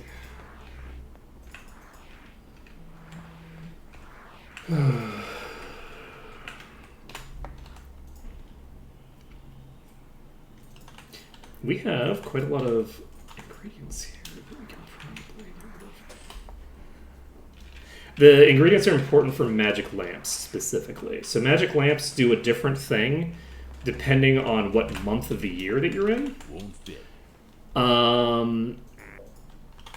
And I believe so in vanilla, I think December was magic resistance, which was the most valuable because it's the one that you can't really get in very many places. Like the stuff that gives you all resists does not give you all resists. It doesn't give magic resists. It gives all other resists, but not magic. So it's like one of the only sources of that. So No, the lamps. So the lamps have a couple. So they have two things that factor in. So they have three things that factor in. So the first thing that factors in is what month you're in, which defines what stat is affected. Similar to those shrines, which probably the shrines actually tell you what month you're supposed to be using the lamps. Now that I think about it, it might be the same set, but which month you're in determines that. Which week you're in determines the value. So the last week of the month is the fourth week. You get a +4 to the stat. And the day of the week determines whether you get the thing that I just described or you fucking die. Because depending on the day of the week, you will get a variety of different effects. And the one that is actually related to your whole fucking horoscope thing that I just described is only applicable like half the days of the week. And like other days of the week, you get like eradicated or, you know, have other random fucking shit happen to you. And I'm not sure in Merge Mod what magic resistance effects have been replaced with, because magic resistance doesn't exist anymore, right? You have a completely different resistance set in the later games. So, yeah. So that's how the magic lamps work, but I don't know how they work in Merge Mod. And I would prefer to probably dump them all into a resist. That's probably what I would prefer, which means that the latter half of the year is probably when I want to use them. Because I think it's the latter half of the year that you get those. But I'm also not entirely sure like what resistances are available. Because again, like I don't know what the last month would be replaced with. Like the magic resistance, like what is that? What do boosts to that get replaced by? Like they could be just like body? Because like Earth also wasn't a thing. I'm trying to remember like what all the resistances were in vanilla. Because Earth resistance wasn't a thing. Earth spells were either physical or magic. I think Mind might have been a thing. I don't think there was a Spirit resistance, but there was a Spirit damage type. But I could be thinking of... No, I think that's 7. What is up to me? You got this. No problem.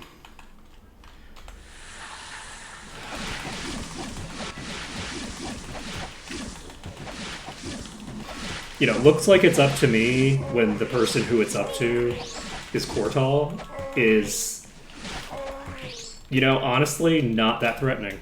It's a lot less scary when the person who is your tankiest character and also your healer and also one of your top damage dealers is the one who's like, it looks like it's up to me. It's like, you know what? You got this. It's fine. Whereas with Korgurk's like, oh, you know, it's up to me now. It's like, no, I don't think this is gonna go. Even if you win this fight, we still lose the fight. it don't help me none if you know this goes like this. I think that might be a boss, but it also could just be huge. I don't know. I really hope I saved. If I didn't save, I might be in for some trouble here. Yeah, you are regenerating. Okay, so we're going to need to get to a place where they're actually not just rotating around like this. If this thing hits me with a fireball, I'm dead. No fireball yet. Oh shit, didn't notice that there. Ooh, rough. Ooh, boy. You know, my party, pretty fucking tanky, actually. Right, if the fireball hits me, it's going to hit me. So, like, if they start launching fireballs, it's going to hit me through the wall.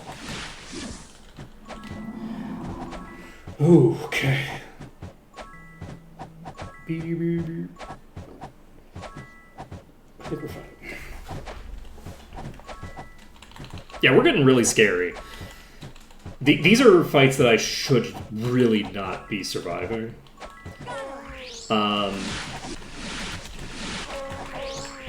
Like, but I actually just have a huge amount of mitigation, so the fireballs aren't dropping me as far negative as they would have to really like ruin my day. How many enemies use fireball in 7? I'm concerned about the necromancer lair.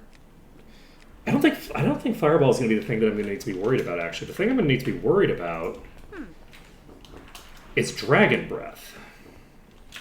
Not the attack from dragons, but the spell from necromancers. That's probably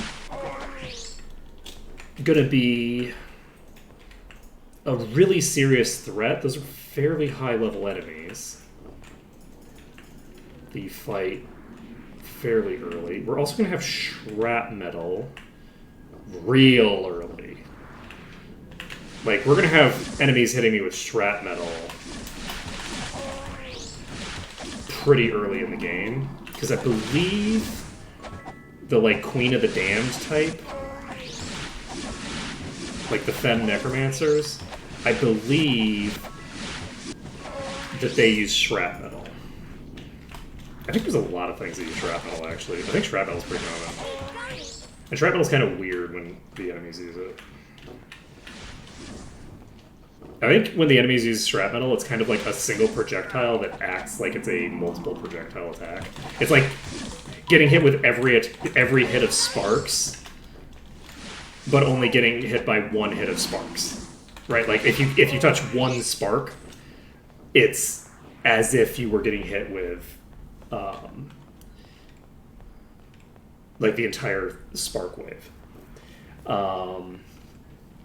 So, but obviously with more DPS. On the plus side, we're going to be immune to eradication, so we're not going to have to worry about the chain procs on this. Let's see. Let's see.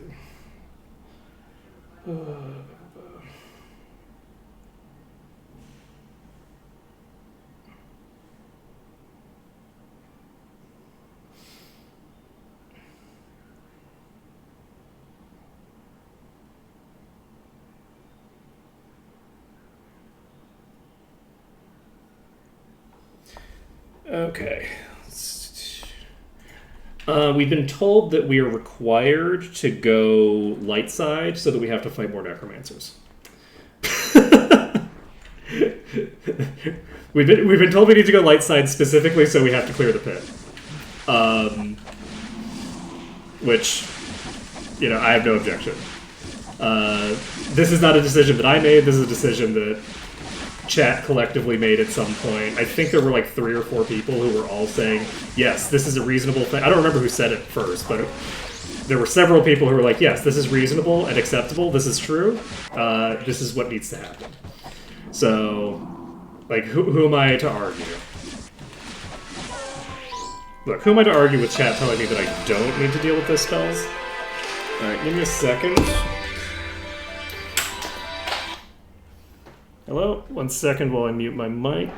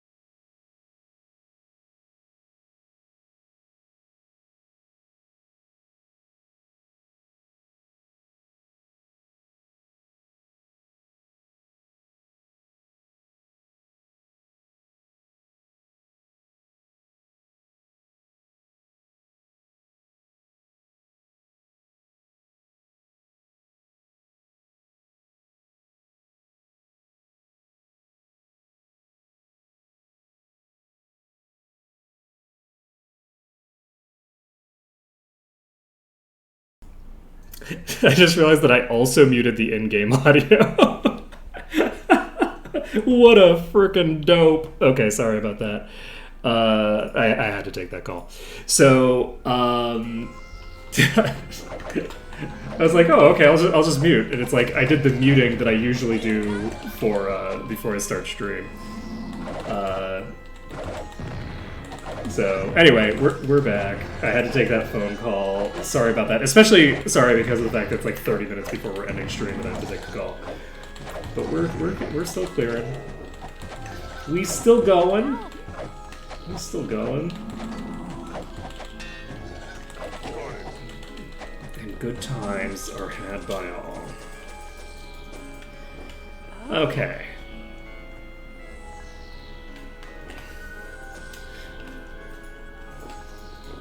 But yeah, it's so funny because I was just like, you know, playing around. I don't have my headset on, so like I'm not thinking about the fact that the game is making noise, and I'm just like, oh yeah, you know, I'll just mute, and then I mute both things. I don't just mute my mic. Oh shit! Why would I do this to myself? I didn't even save. This is a bad idea. This is such a bad idea. This is a terrible idea. We need to get out of here. How far can we go? We're gonna try to do this one. Ooh, this is gonna end bad. Ooh, we're not close enough to the wall either. Ooh, we're in trouble. Ooh, baby, we in trouble. I think we're boned. But, you know, Severia is pretty tough. Okay? I believe in you, Severia. This is fine. We don't have any AoE, so the other three should come up fairly quickly. Okay, unfortunately, we did just get tagged back down while... Oh! Let's go! Alright. Everything's Gucci, we're good. We got this. Everybody's HP just goes back to full with a single round of attacks. And then goes back to 0 in a single round of attacks. This tends to be the case. Alright. We got this. These Varn defenders and guardians ain't got nothing on us. We... Fine. Easy. Easy. Not stressful at all. That was... no problem. No es problema.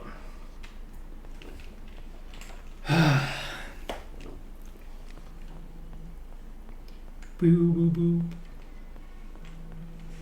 Boo, boo. Let's see. So we're gonna go save, which we should have done before, but we didn't.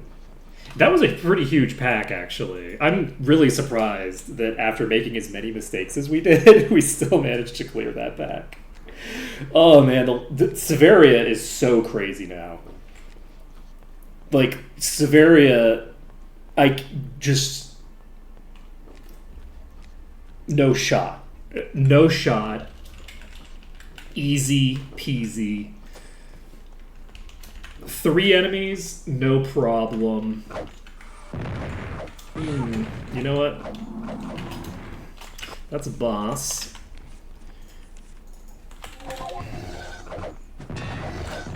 And the Venomous Defender of Varn is in fact hitting us.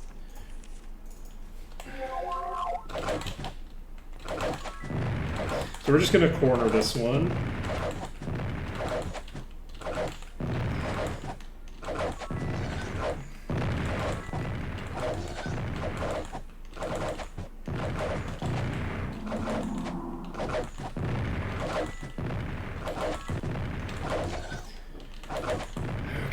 Should be able to clear this one fairly quick. We have pretty good DPS.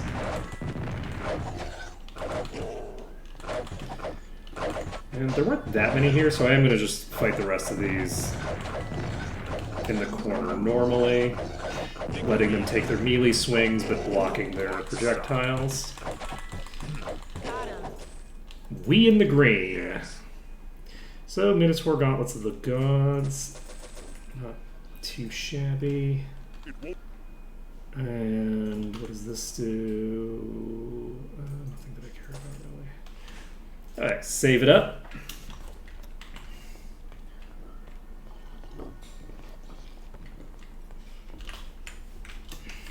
Sorry, I can't use it. Sorry, I can't use it. Ah, useful. Sorry, I can't use it. Sorry, I can't use it. Oh right, yeah. No You know, I had like fully forgotten that you get these things in here. Again. Great. Okay, so Ancient Crusader Gauntlets of the Gods. Not terrible. Not terrible. Let's see. Ah, useful. Sorry, I can't use it. Sorry, I can't use it. Sorry, I can't use it. Sorry, I can't use it. Sorry, I can't use it. Okay, this chest is locked. So we don't have the chest key for this. But we can go save the game. We've cleared out this little section. And we've cleared out a pretty decent portion of the dungeon now. We've cleared up the southwest quadrant completely, I think. So we're actually making good progress, I think, through this dungeon. I don't think we're finishing it by 1. And unfortunately that means we're not finishing it this week because we have until Monday. Because today's Friday. That is how the days of the week work. I have to know this information about how weeks work because it's critically important for the usage of genie lamps. Very, very important information.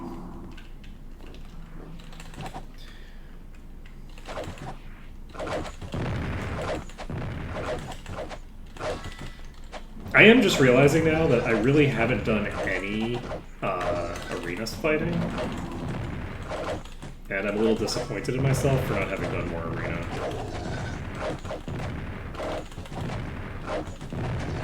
The arena's a lot of fun, and I should be doing more arena. It also gives me extra experience, which means that the enemies in the next area would be even higher level.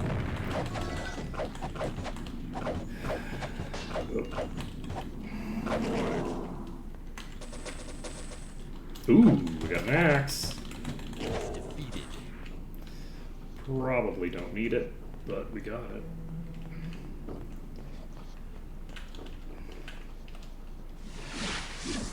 Okay.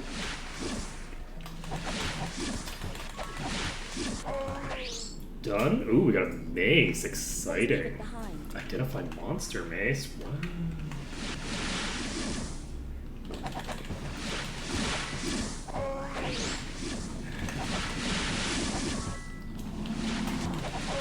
This one.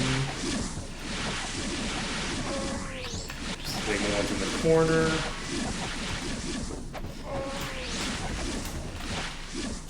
No! How dare you run so far away? Alright, so we're just going to clear these. And once we've cleared these, we'll move on to the next pack. And things are going pretty well.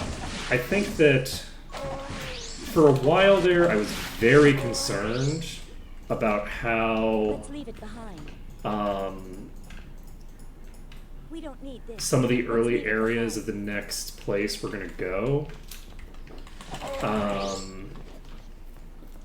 Because once we've started to accumulate levels and gear in 7, we'll be able to start kind of catching up, right? So once we're in 7 isn't scaling with my power gains anymore. So at that point, oh Jesus, there's a whole fucking stack of enemies on the other side that I completely forgot were there. Oh boy. This could be very bad for me. Okay, we luckily got a ton of time right off the bat here to start hitting them before anybody leaked. And now that this thing is leaked, I have enough HP to handle it. So we are probably fine. And we still have the ability to just keep pounding into these Ifrits. These corners are actually really good for us here. And we've cleared a good portion of the dungeon now. That's a lot of friends.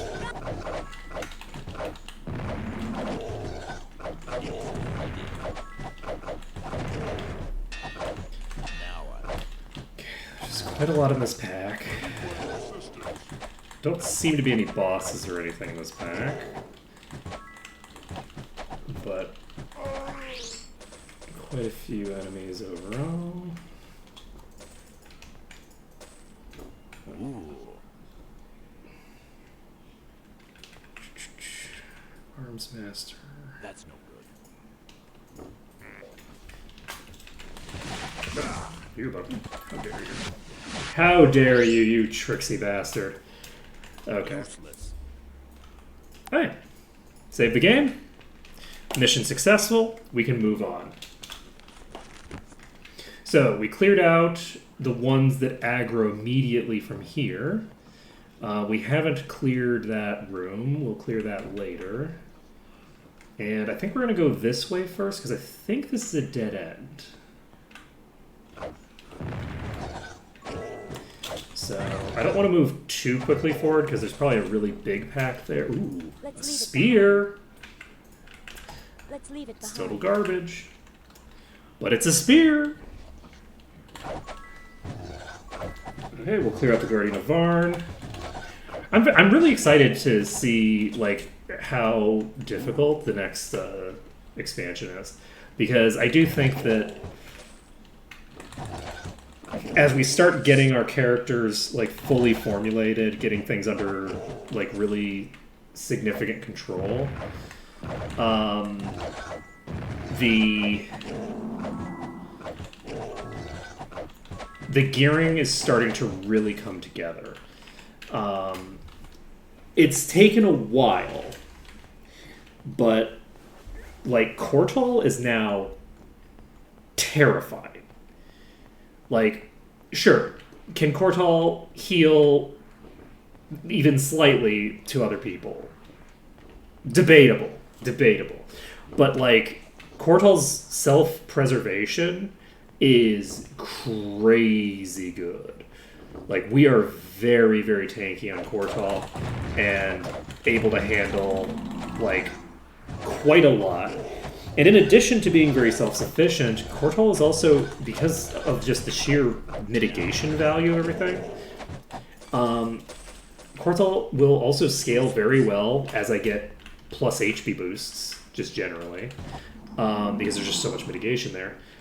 But in addition to that, Kortal is easy to heal. Like, it's really easy to heal Kortal.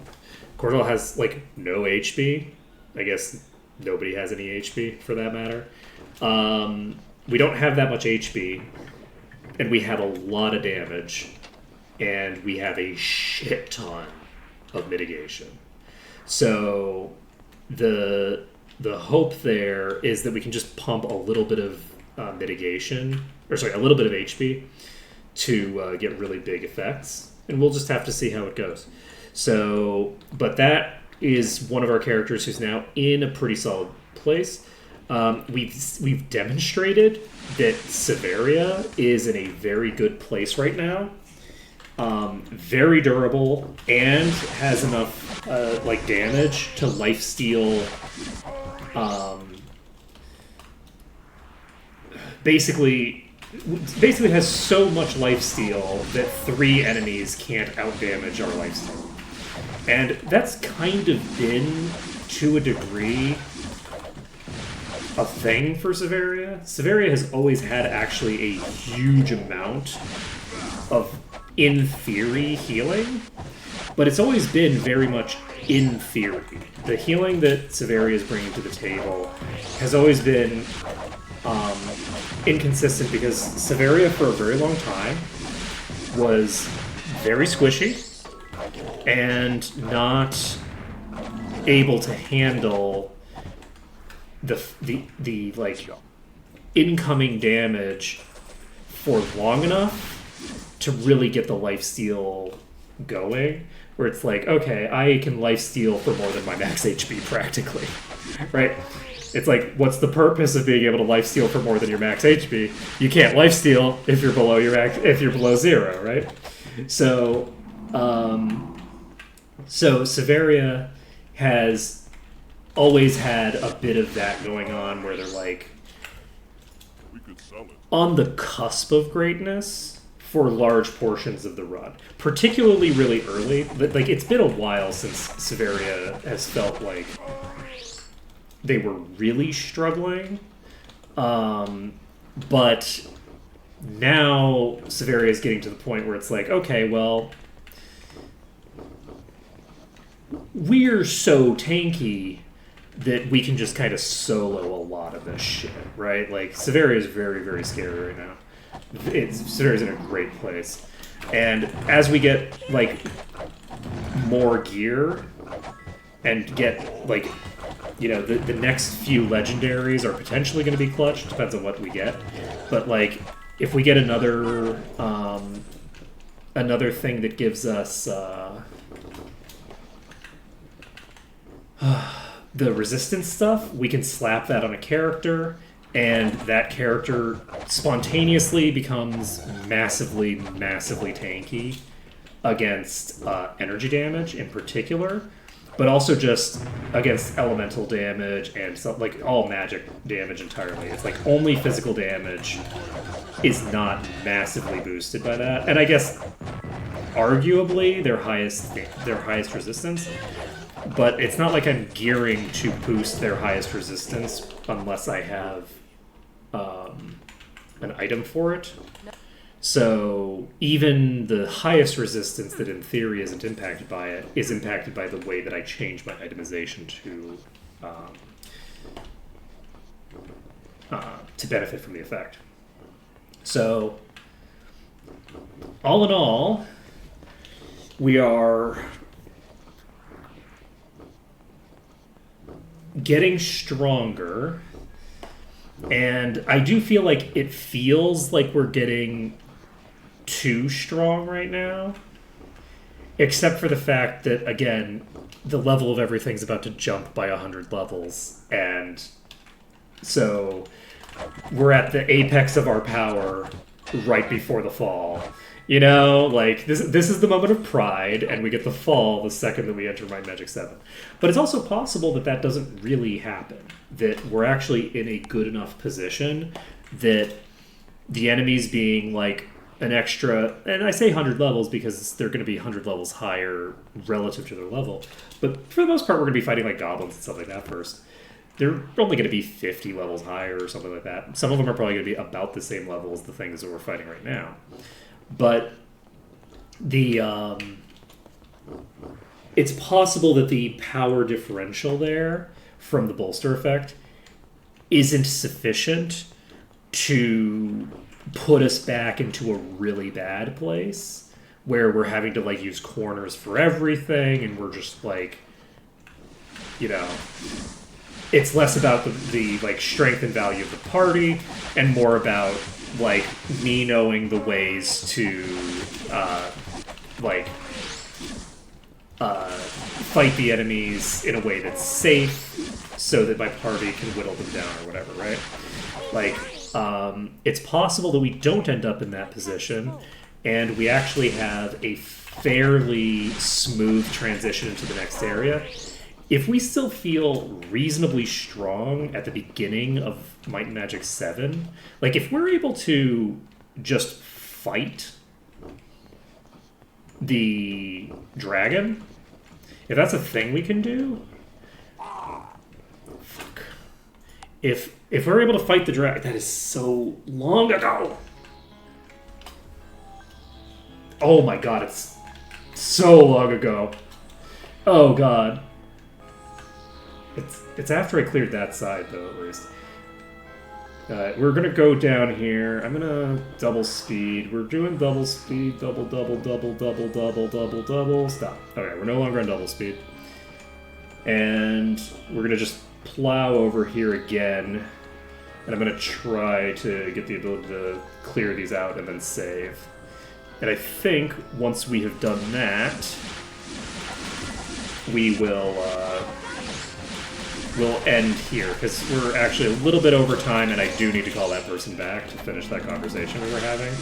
I was thinking that I could get away with having, like, a 5-minute conversation, and that conversation was not going to be a 5-minute conversation. There's more stuff that we need to talk about than a 5-minute conversation can handle. I'm going to drop down. I'm going to drop down again, and we're going to see if I live. I might not. I'm not going to, because I landed on top of a billion enemies. God damn it. Alright, we're going to reload this. I do need to get... I think we're going to make one more attempt at this. We are going double speed, double speed, double speed. I'll tell you when we stop double speed.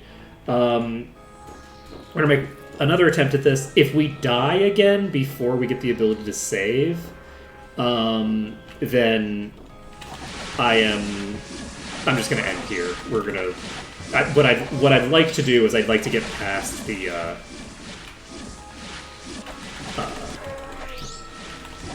I'd like to get past the death point, so that we can not have to deal with that on Monday, because I'm going to forget that it's about to kill me. So, we're going to go back to double speed. I didn't say when I dropped off of double speed, did I? Alright, we're still on double speed. We're going to do this. This is why I just say double speed a bunch of times, so that... Okay, we're off double speed. And we just procced the effect. Everybody's weak. Nobody's dead. Cure weakness on everybody. Perfect. And this is probably the last night that we're going to have to spend here, I would think. Because we've cleared a good portion of this dungeon now. So that, I believe, is going to be it for today. So thank you for watching. It's been an absolute pleasure streaming for you today. Been really enjoying this. We are definitely getting very powerful. We'll see if we get powerful enough to I'm curious to see how we can handle those devils, because we're slowly accumulating more power, and there's no shot that we're going to be able to jump down into the devil pit the way that we would normally do in vanilla. But we might be able to do something. We might be able to pull quite a lot of them at a time. Have a good time with it. We're getting very close to that being what we're doing, right? We have finished up Dragon Sand, pretty much. We just have a little bit more to do. We have the bonus dungeon that we still need to do here. There's a couple enemies in there. We have, at that point, a few quests to turn in, get some experience, and then we finish up and then we do the last area. And once we do the last area, we'll have the final obelisk. And once we've finished Might and Magic 6, we can go right back to Dragon Sand, pick up the obelisk treasure, which doesn't require a specific time of month in this, of year in this, and get that done. And with the obelisk treasure obtained, we'll have the of-body effect, the of-body of spirit permanent, as well as probably the of the elements. We might not do of the elements because we'll be consuming the necklace slot for that. But honestly, my necklaces aren't that great. I'm just sitting on Hera anyway. So I might end up doing that just to give myself the boost to all of the associated stats, because they're higher than doing the Day of the Gods thing. So anyway, that's going to be it for today. So thank you for watching. It's been an absolute pleasure, and I hope to see you all again next time on Monday. Yep, Monday, when we are going to finish this and probably start up Sweetwater.